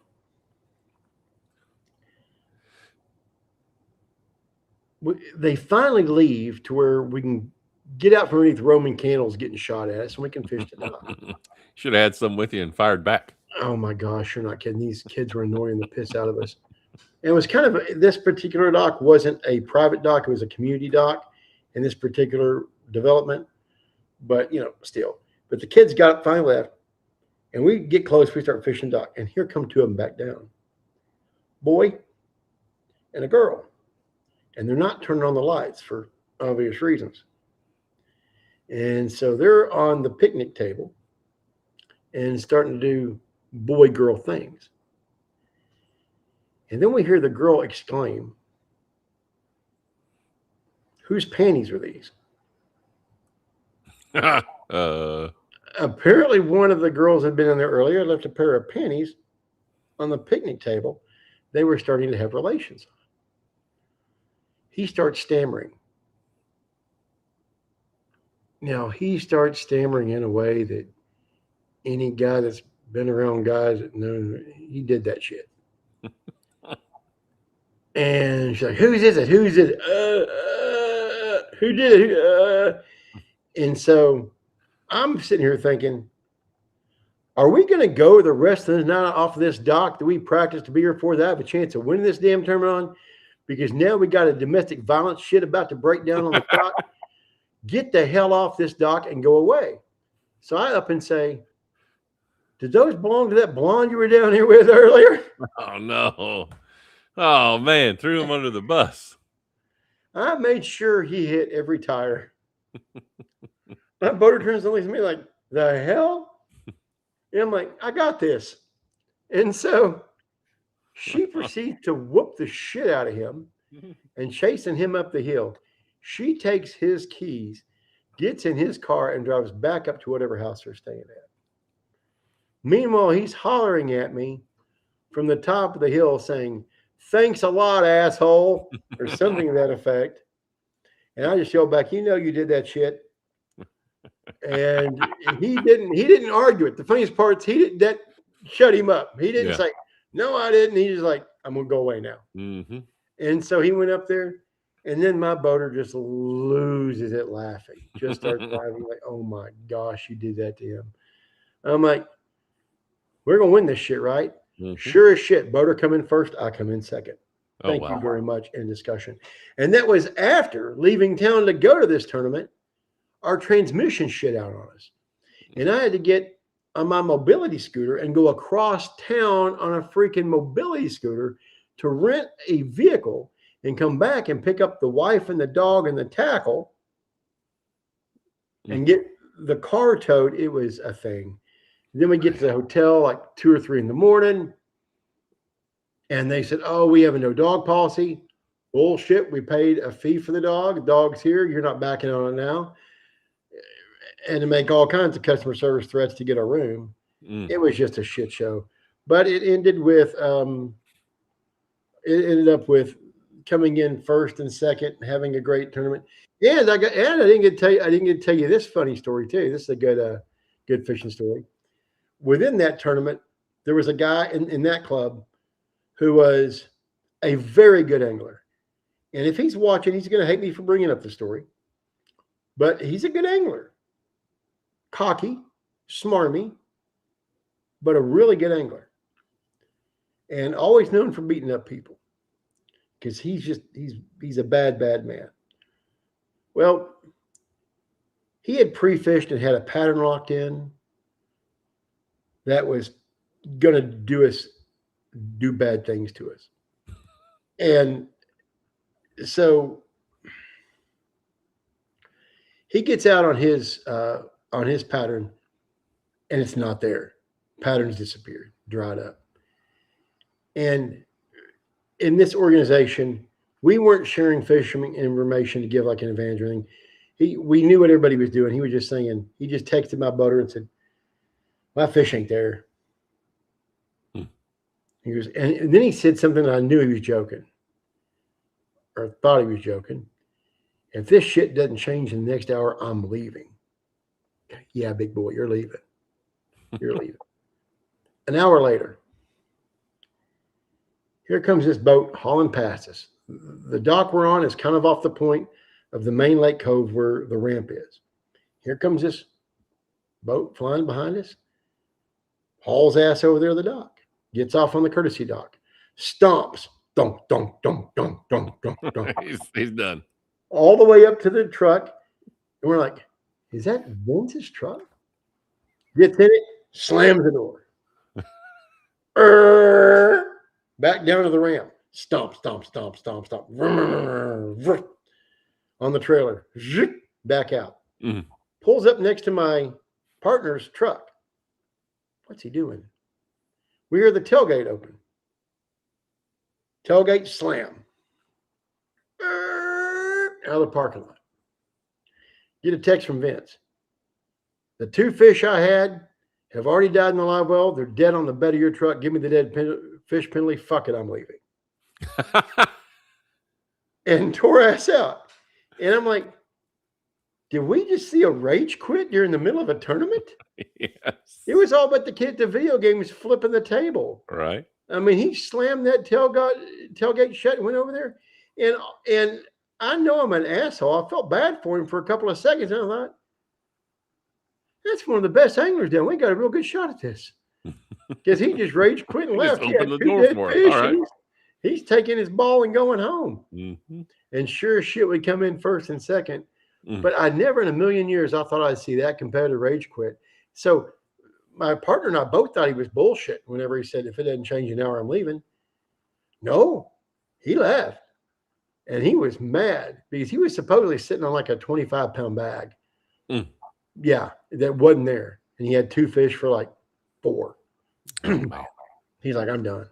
Anyway, that whole tournament from the, I mean, obviously not having to get a new car beat the transmission shit out on us, but from the start of that tournament to the end of that tournament and over the 4th of July weekend, you just, yeah, right, Dove?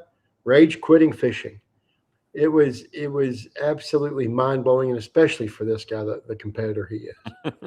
That was fun. So, what is new in your world, Bob? Oh, it's hot.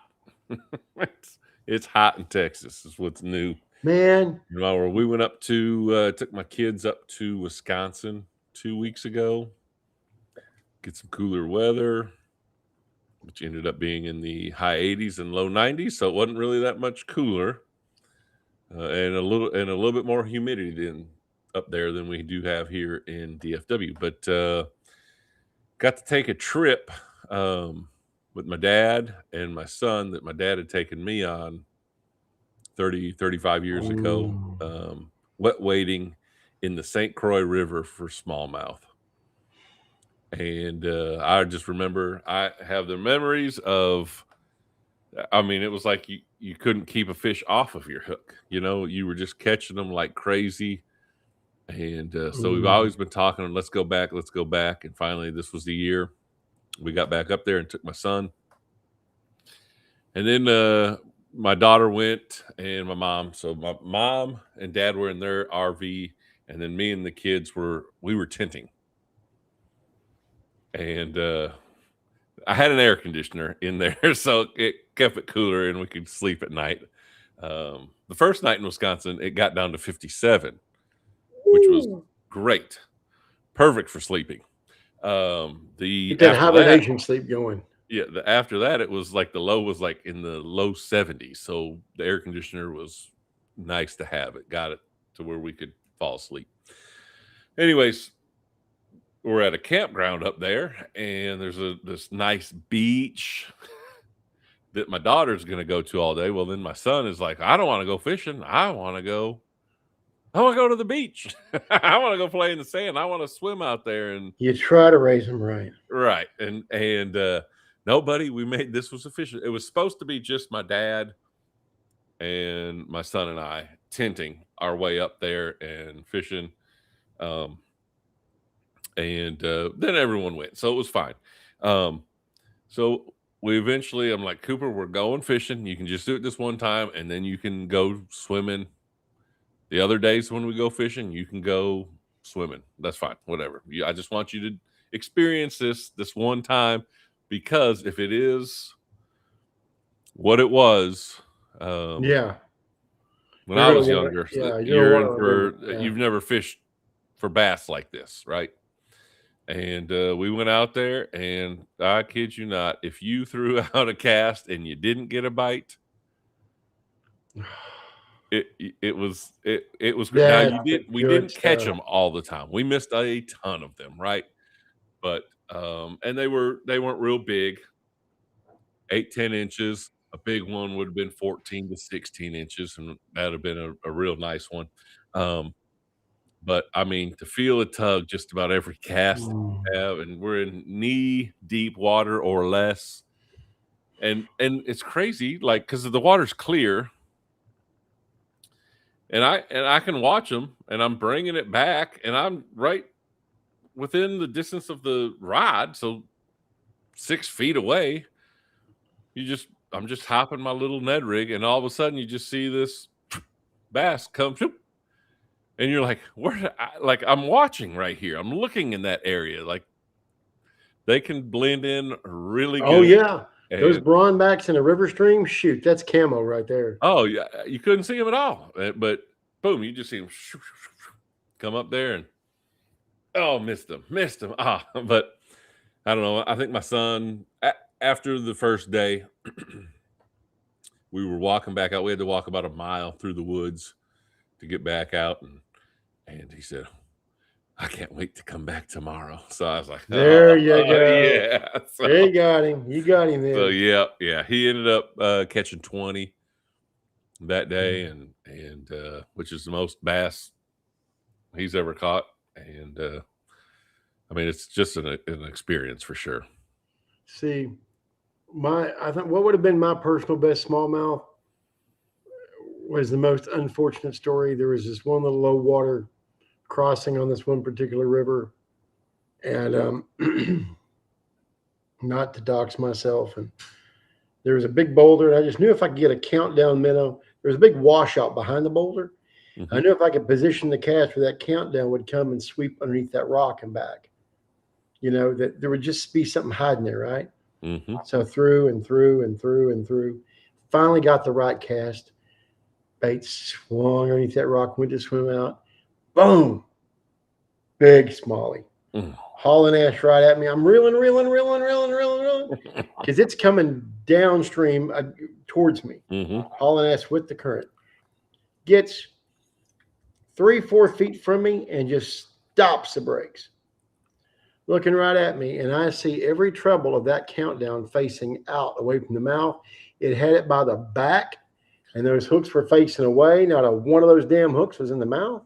Oh, no. And he looks up at me like, oh, shit, I'm sorry. You want this back? That better? And then turns to swim away, stops. He's over his shoulder like, sorry about that. Have a good day. And I lose it. It was a solid 5-pound smallmouth, biggest smallmouth I'd ever seen in person. I absolutely snap. And I'm like, F it. We're leaving now. We're going. Enough of this shit. And so I rage quit. Another rage quit. Another rage quit. My wife and I, because I had been trying for months at this one hole to finally get one, finally Wow. got it, and then that happens. Mm. But the timing was crazy because we get in the vehicle and we're not halfway back home, and I get a call from my father saying, I think I'm having a heart attack. I'm driving myself to the hospital. I'll see you when you get here. So then we made a land speed record getting home to come in to find a crash cart coming out of his room in the emergency. And the nurse is like, honey, you don't want to be in there right now. And his heart rate had got up so high, they had to defibrillate him 3 times to try to get it reset. Back down normal. And they were like, if we couldn't have got it back to normal sinus rhythm, he'd have been in trouble. And so that was one thing that scared me about my trip to the bathroom with 188 beats a minute, because he had severe tachycardia. They had to do an ablation where they go in and zap the heart and kill the electrical pathways. Yeah. Had to do 2 of them to find the right one. First doctor just shotgunned everything like an idiot. Said he had 96% rate or success rate. Of course, if you admit you never fucked up, you're gonna have a pretty good success rate. I'm 100%. It's like, oh yeah. So the other 4% die because the alive ones aren't doing too good either, you jackass. And I once saw him in an ice cream parlor later and had some choice words in public, and he evacuated with a couple of his doctor buddies. I got my pound of flesh later on, years down the line. When he realized who I was, he was like, whoa, and he vanished. But anyway, so I guess it was a blessing that we left when we did, because where we were at, there was no cell phone reception. So if I'd have been there longer, I wouldn't have known. Yeah. And it's crazy. And this is way off topic and changing completely, but I was talking with one of my coworkers a couple days ago, just like, we have this and can pull up information like that. I mean, 100 years ago, a hurricane coming in, we know about it 2 weeks before it gets to the United States. They're tracking it all the way from the coast of Africa across. Yeah, right. They're just, man, look at them clouds out there. That looks Looks different. like it might be a big one. Holy cow, look at this wind all of us. Or like having kids 100 years ago versus now with all the technology. I mean, those folks were a lot tougher than we are. But I mean, no air conditioning. Yeah, but then you have social media. Yeah. I mean, it's like you trade one evil for the other. That's right. I mean, I knew the world wasn't ready for the internet. I remember thinking back when we got the internet, this is not going to end well. I was a kid going. Al Gore said, "I'm inventing this, whether anyone wants it or not." Yeah, we're going to shove it down y'all's throat, lockbox and all. Here we come. and it was like, son of a bitch, And that's why with AI, I was like, here we go again. F me.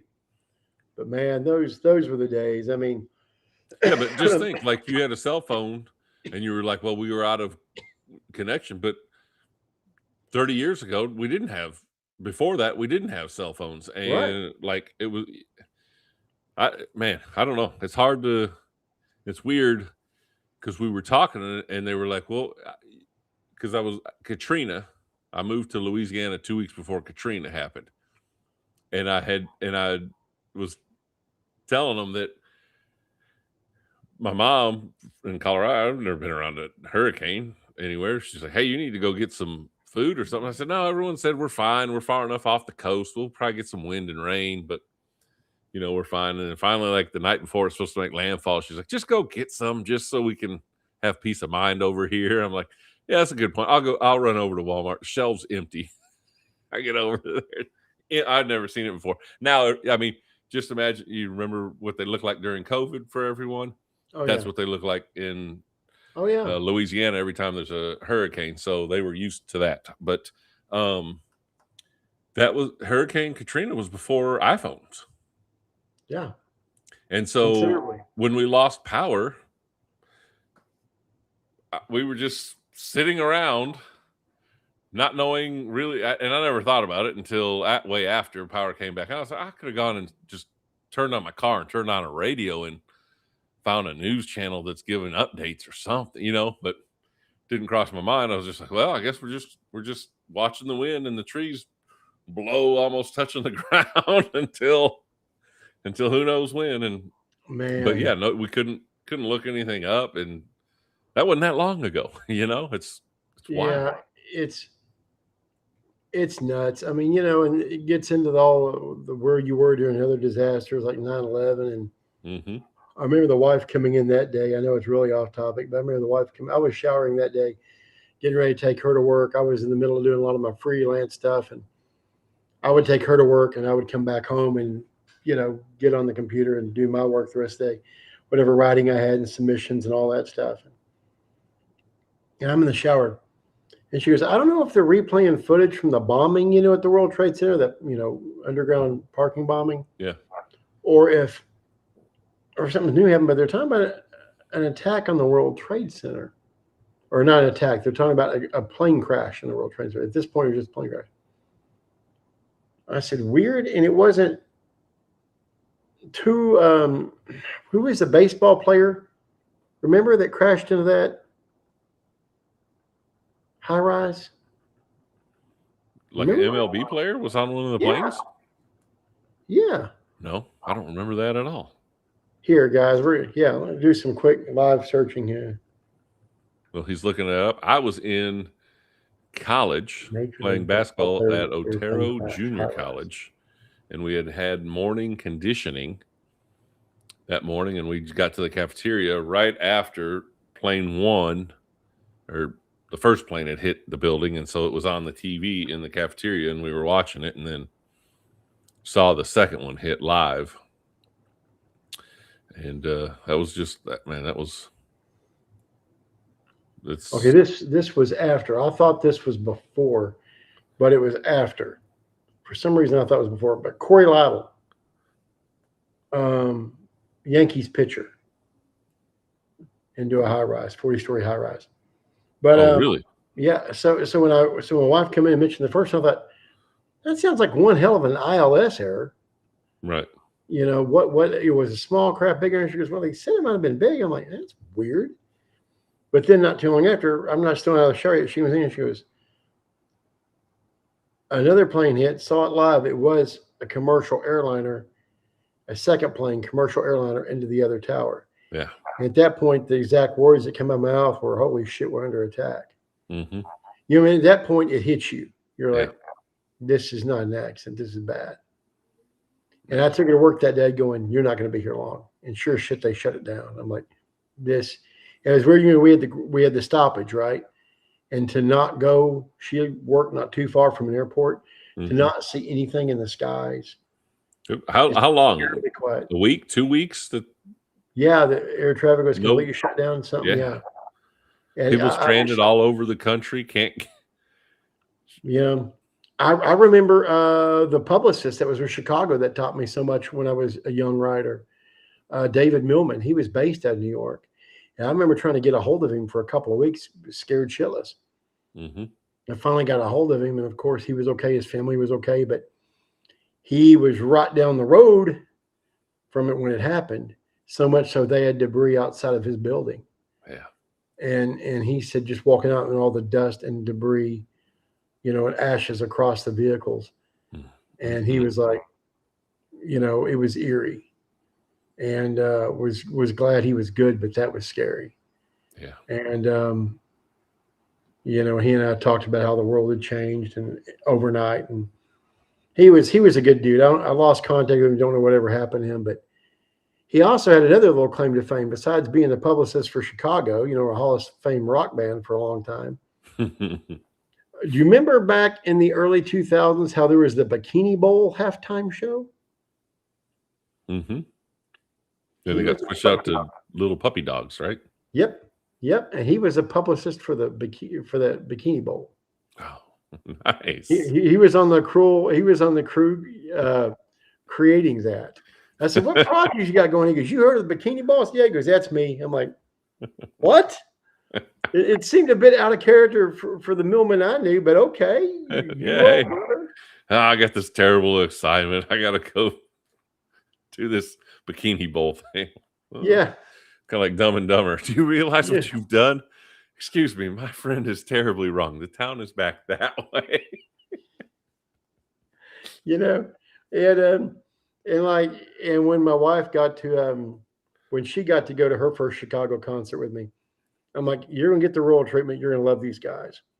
And we're down there in the photo well, and they see me, and they're like, "Hey man, how you doing?" And horn section always come down and dab me up and say, "Man, we ain't in town if we ain't seeing you here. That's how we know we're good. We made it." And and then after that, we got to go see one of their Christmas shows, one of their indoor, Christmas shows. And I said, you know what? Before we head out, let's go back by the buses, see if we can slide back there. We can get one of them's attention. They'll know us. He'll bring us back. Mm-hmm. And sure enough, the road manager saw me and approached me there on the aisle where I had my mobility seat. He's like, "Hey, man," he beat me too. He's like, "Meet us back there by the back gate afterwards. We'll show the wife the buses." And they're buses.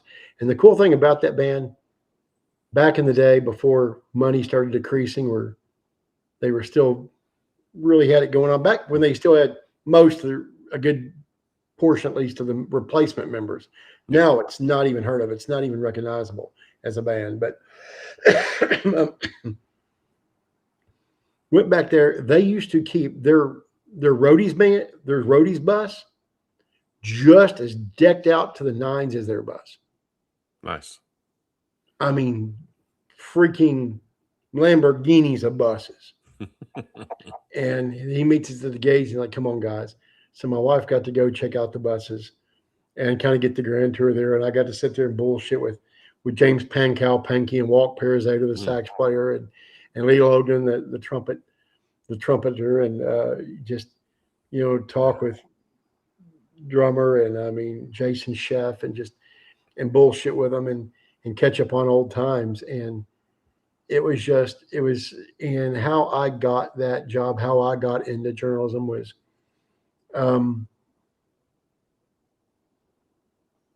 I don't think I've told this story on here. I know we only have 13. This is for the diehards. Love all you guys. So glad y'all are here. No, it's a small crowd, but this story is special. And it's for you guys that are still bothered to be here.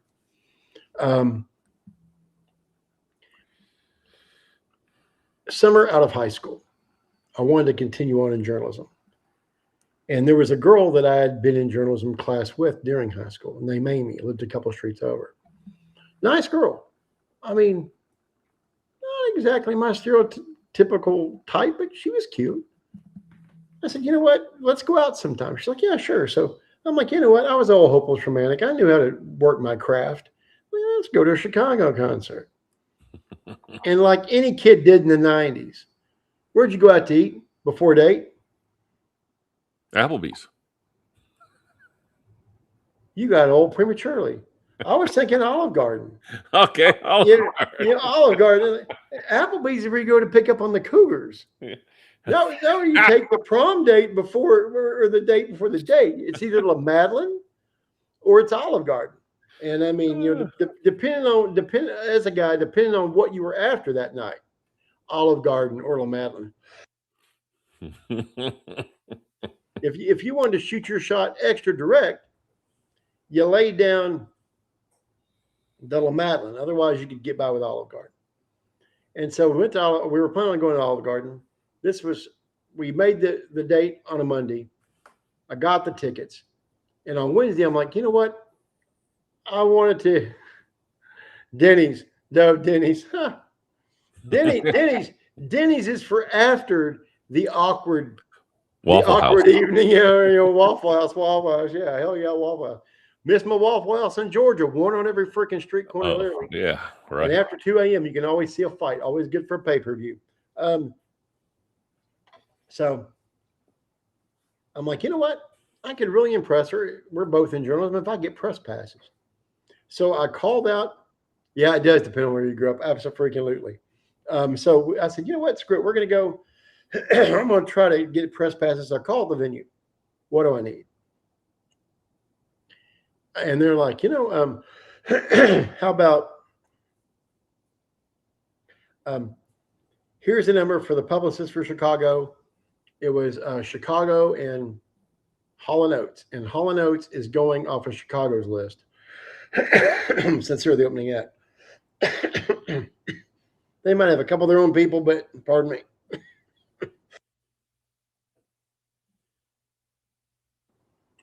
But for the most part, they're going off of Chicago's list. So I called up and talked to David's assistant, Christine. I'm like, what do I need to do to get press passes? Maybe even get an interview leading up. A phoner.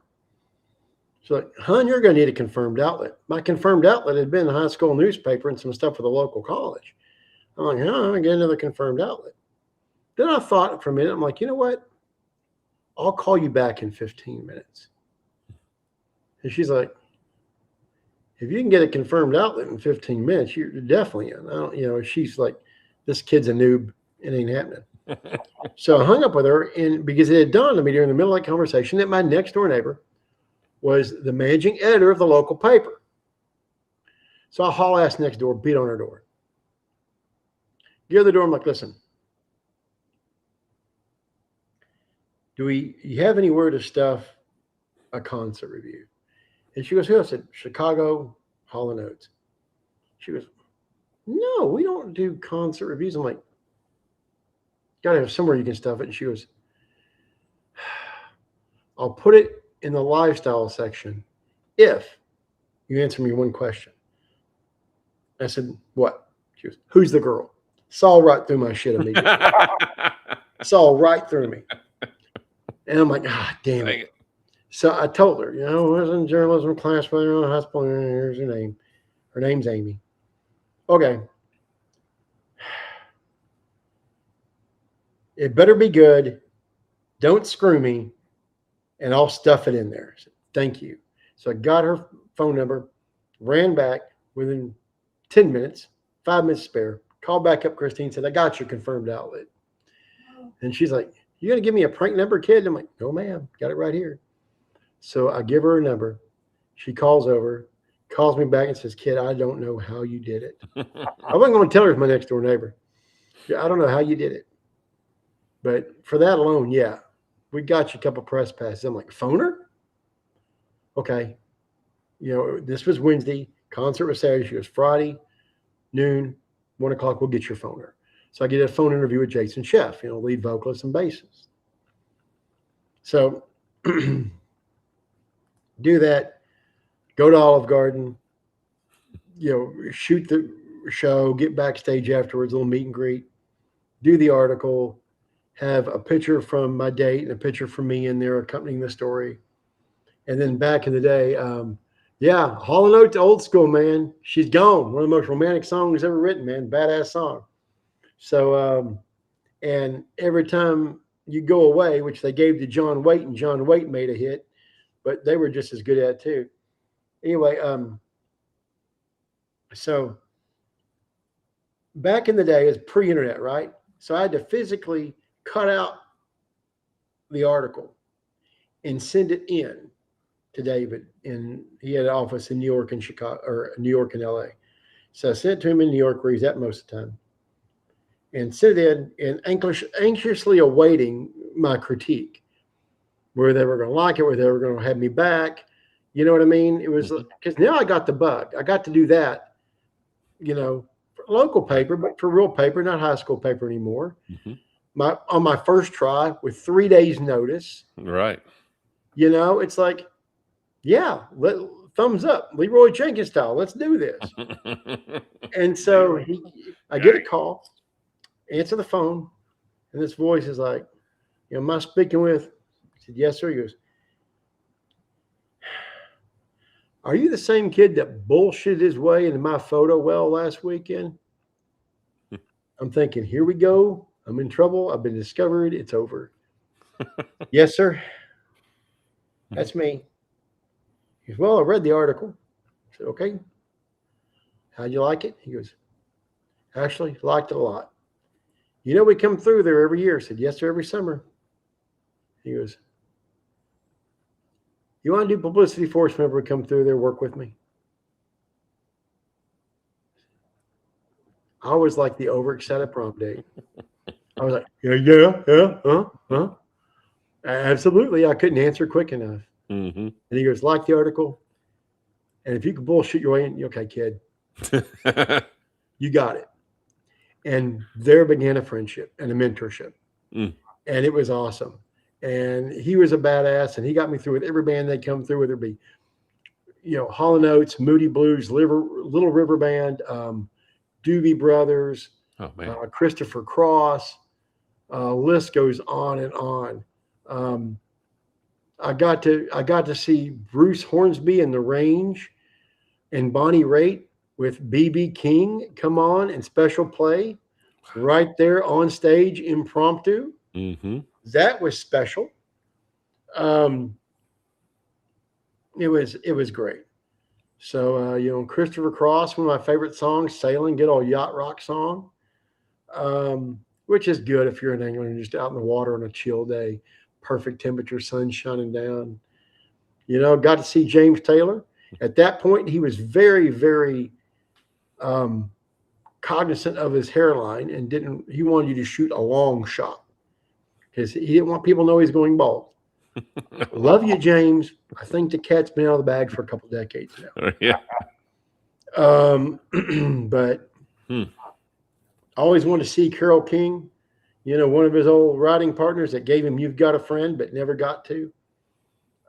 Beautiful voice, but that's how I got it. And then when I realized, and I said this in the story there on the GoFundMe, I said, when I realized that I could take my writing and do it for fishing, merge my love of the two, because I covered sports in high school. I was on the baseball team, covered baseball. It's where I found out I had the degenerative lung disease. Was after practice one day when I was literally coughing up a lung. But it just grew. I'm like, whoa, I can write about fishing. That was it. I was done. But that's special for the 13 of you guys still here. But those are some of the best memories of my life, man. And I realized with this whole incident and how close I came, I talked earlier about how not having been in my own vehicle driving for a year. And the last time was for Dustin's funeral.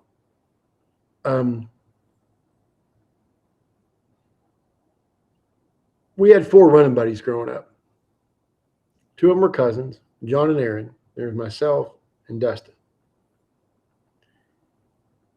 And Aaron retired a major in the Army, went to work for NATO in Brussels, and now is back in the U.S. doing counterterrorism. He saved my life on a riverbank when I slipped into my waders, tore up my knee, red ball waders, filled up with water. I go sailing off down the river, and I was in shock because of the pain and the cold, the water, 50-degree water temp, 56-degree water. Yeah. And I remember having my eyes open and everything going dark. And the next thing I felt was my head kind of bobbing underwater a little bit. I'm thinking maybe I hit a branch or something. It was his arm around my neck as he's swimming me back up, trying to pull me back up to the bank or swimming back up there to the bank area. Right there, I went in, where I went in was a steep embankment where like a washed out road had been. It wasn't a bridge. It was just like a carved section of the road. It was gone. And when the water started coming up from letting out the dam, flows through there pretty good. And we got the horse playing, kind of chunking rocks at each other. He threw one a little too close to my head. I dodged it. Tried to do this matrix shit. I wasn't built for matrix. And my left knee from the kneecap down folded inwards, fit towards my groin. Found out shit's not supposed to bend like that on a knee. I heard a loud snap in the trees. I go in, waders fill up with water, and there I go. And he grabs me and pulls me out. And then lift my leg up, and there all the water drain back out. I hear a snap going back into place. I scream. But he was there for me on that. Worst part, I was skipping the first part of the spring ball tournament. to go fishing because my coach was a fisherman too. Was going to look the other way for a couple of days for this trout tournament that I fished every year, which there's a picture of in that video for the fundraiser. And matter of fact, holy shit, that just dawned on me. That picture that's in that video happened that very same tournament. Within 2 hours after that picture, I was laid up with that bad knee injury.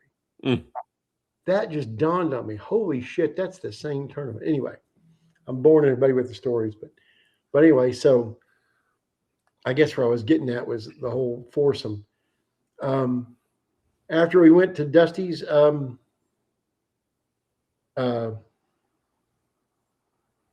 funeral. services, yeah, after we went to his funeral, yeah, he, I think the guys kind of knew, unless something really tragic happens with somebody else, I'm probably next on the list. It kind of something I knew, but I wasn't going to mention. But it kind of dawned on us all, and we all hung out at Aaron's parents' place again for the first time in a long time, and bullshitted in the living room like we used to as kids. Mm-hmm. And the wife got to be a part of that, and that was cool. And Yeah, and Aaron's son and his stepmom and his dad, and people who have been family for years. His mom, before she passed, was an angel, absolute angel, and one of the best nurse practitioners you could ever meet. I mean, crafty. Anyway, so, but they kind of knew, and it was rough on all of us, but because they're all gone, and we hardly get to talk and see that much of it anymore. I've seen more of John in the last several months than I have in the last several years combined. It's good having him around. Yeah. But yeah, it's amazing when you get old. I mean, I met him at church camp when I was sophomore in high school. I've known him all these years, 30 plus years. Mm-hmm. Gosh. Oh my gosh, how long is that? Yeah. Okay, yeah, I don't need to be remembering that shit. You start realizing you're old if you start trying to I'm not going to do the math. calculate that stuff out. I'm not going to do the math. That's not right. Oh my gosh. 92? Nope. Mm-mm. Nope. Nope. Mm-mm. Nope. No math. Nope. Anyway, so yeah. I'll tell you, before when you first started the stream, and there were a lot of comments, everyone was just happy to see you back, getting healthier and healthier, and I'm trying all that kind of stuff. So there's a bit of adrenaline to it. Like right now, I'm gonna have to put up real quick because my back is in 10 kinds of pain. It's gonna take me a week to recover from this. Yeah, you've been doing this for 2.5 hours. That's and a this rip is right there. This is bad. I've way overextended myself. Yeah, without you question. need to. Yeah, that's fine. Like you see me sitting here squirming, putting weight on different different arms because my tailbone and lower back is absolutely cussing me out, and my chair doesn't let me get in the position like I need to anymore. But I'll jump off of here and I'll let you kind of close it out, and that way you can. I appreciate you. I don't know how to get off of here. Actually, you might. I'll kick you. Thanks. I'll CT, kick you. Appreciate hey, thank you, Bobber. Yes. Man, I appreciate you coming on, brother. Yep. Let me see We'll here. see you soon for Fishing Tales. Sounds good, brother. Let me All right. see here. I'm See gonna y'all. go ahead. See y'all, or see. Let's see here. I think I come over here, and there we go. Yay! I did my first. There we go. I did my first bringing somebody on or moving somebody. Well, guys, there's just a few of us left here this evening. I know it's went on way, way longer. We're down to 9. But I thank all of y'all for being here. I do. And thank you, Dove, for stepping in, Stellar, and helping out, and Joe, and everybody that showed up. Please share it wherever you can. I'm absolutely heartwarmed that people cared enough to make that effort to want to do that. And I do hope it works, because we're in trouble if it doesn't. But the fact that people love us and care means a lot. And thank you guys for being troopers and holding in there. Thank y'all so much. I'm going to figure out how to get in position without completely letting the neighbors hear me scream. I screwed up bad. I'm going to be stuck here for a long time. Yeah, I screwed up. I overstayed my welcome here tonight. But that's what happens. It's like I was filming a 20 or 40-minute show tonight just without that work product. But thank you guys for being here. I appreciate it. Love y'all. And I'm going to thank y'all for the super chats. They don't show up on this same way. So the wife, if I've missed somebody's, I'm so sorry, because it was not intended.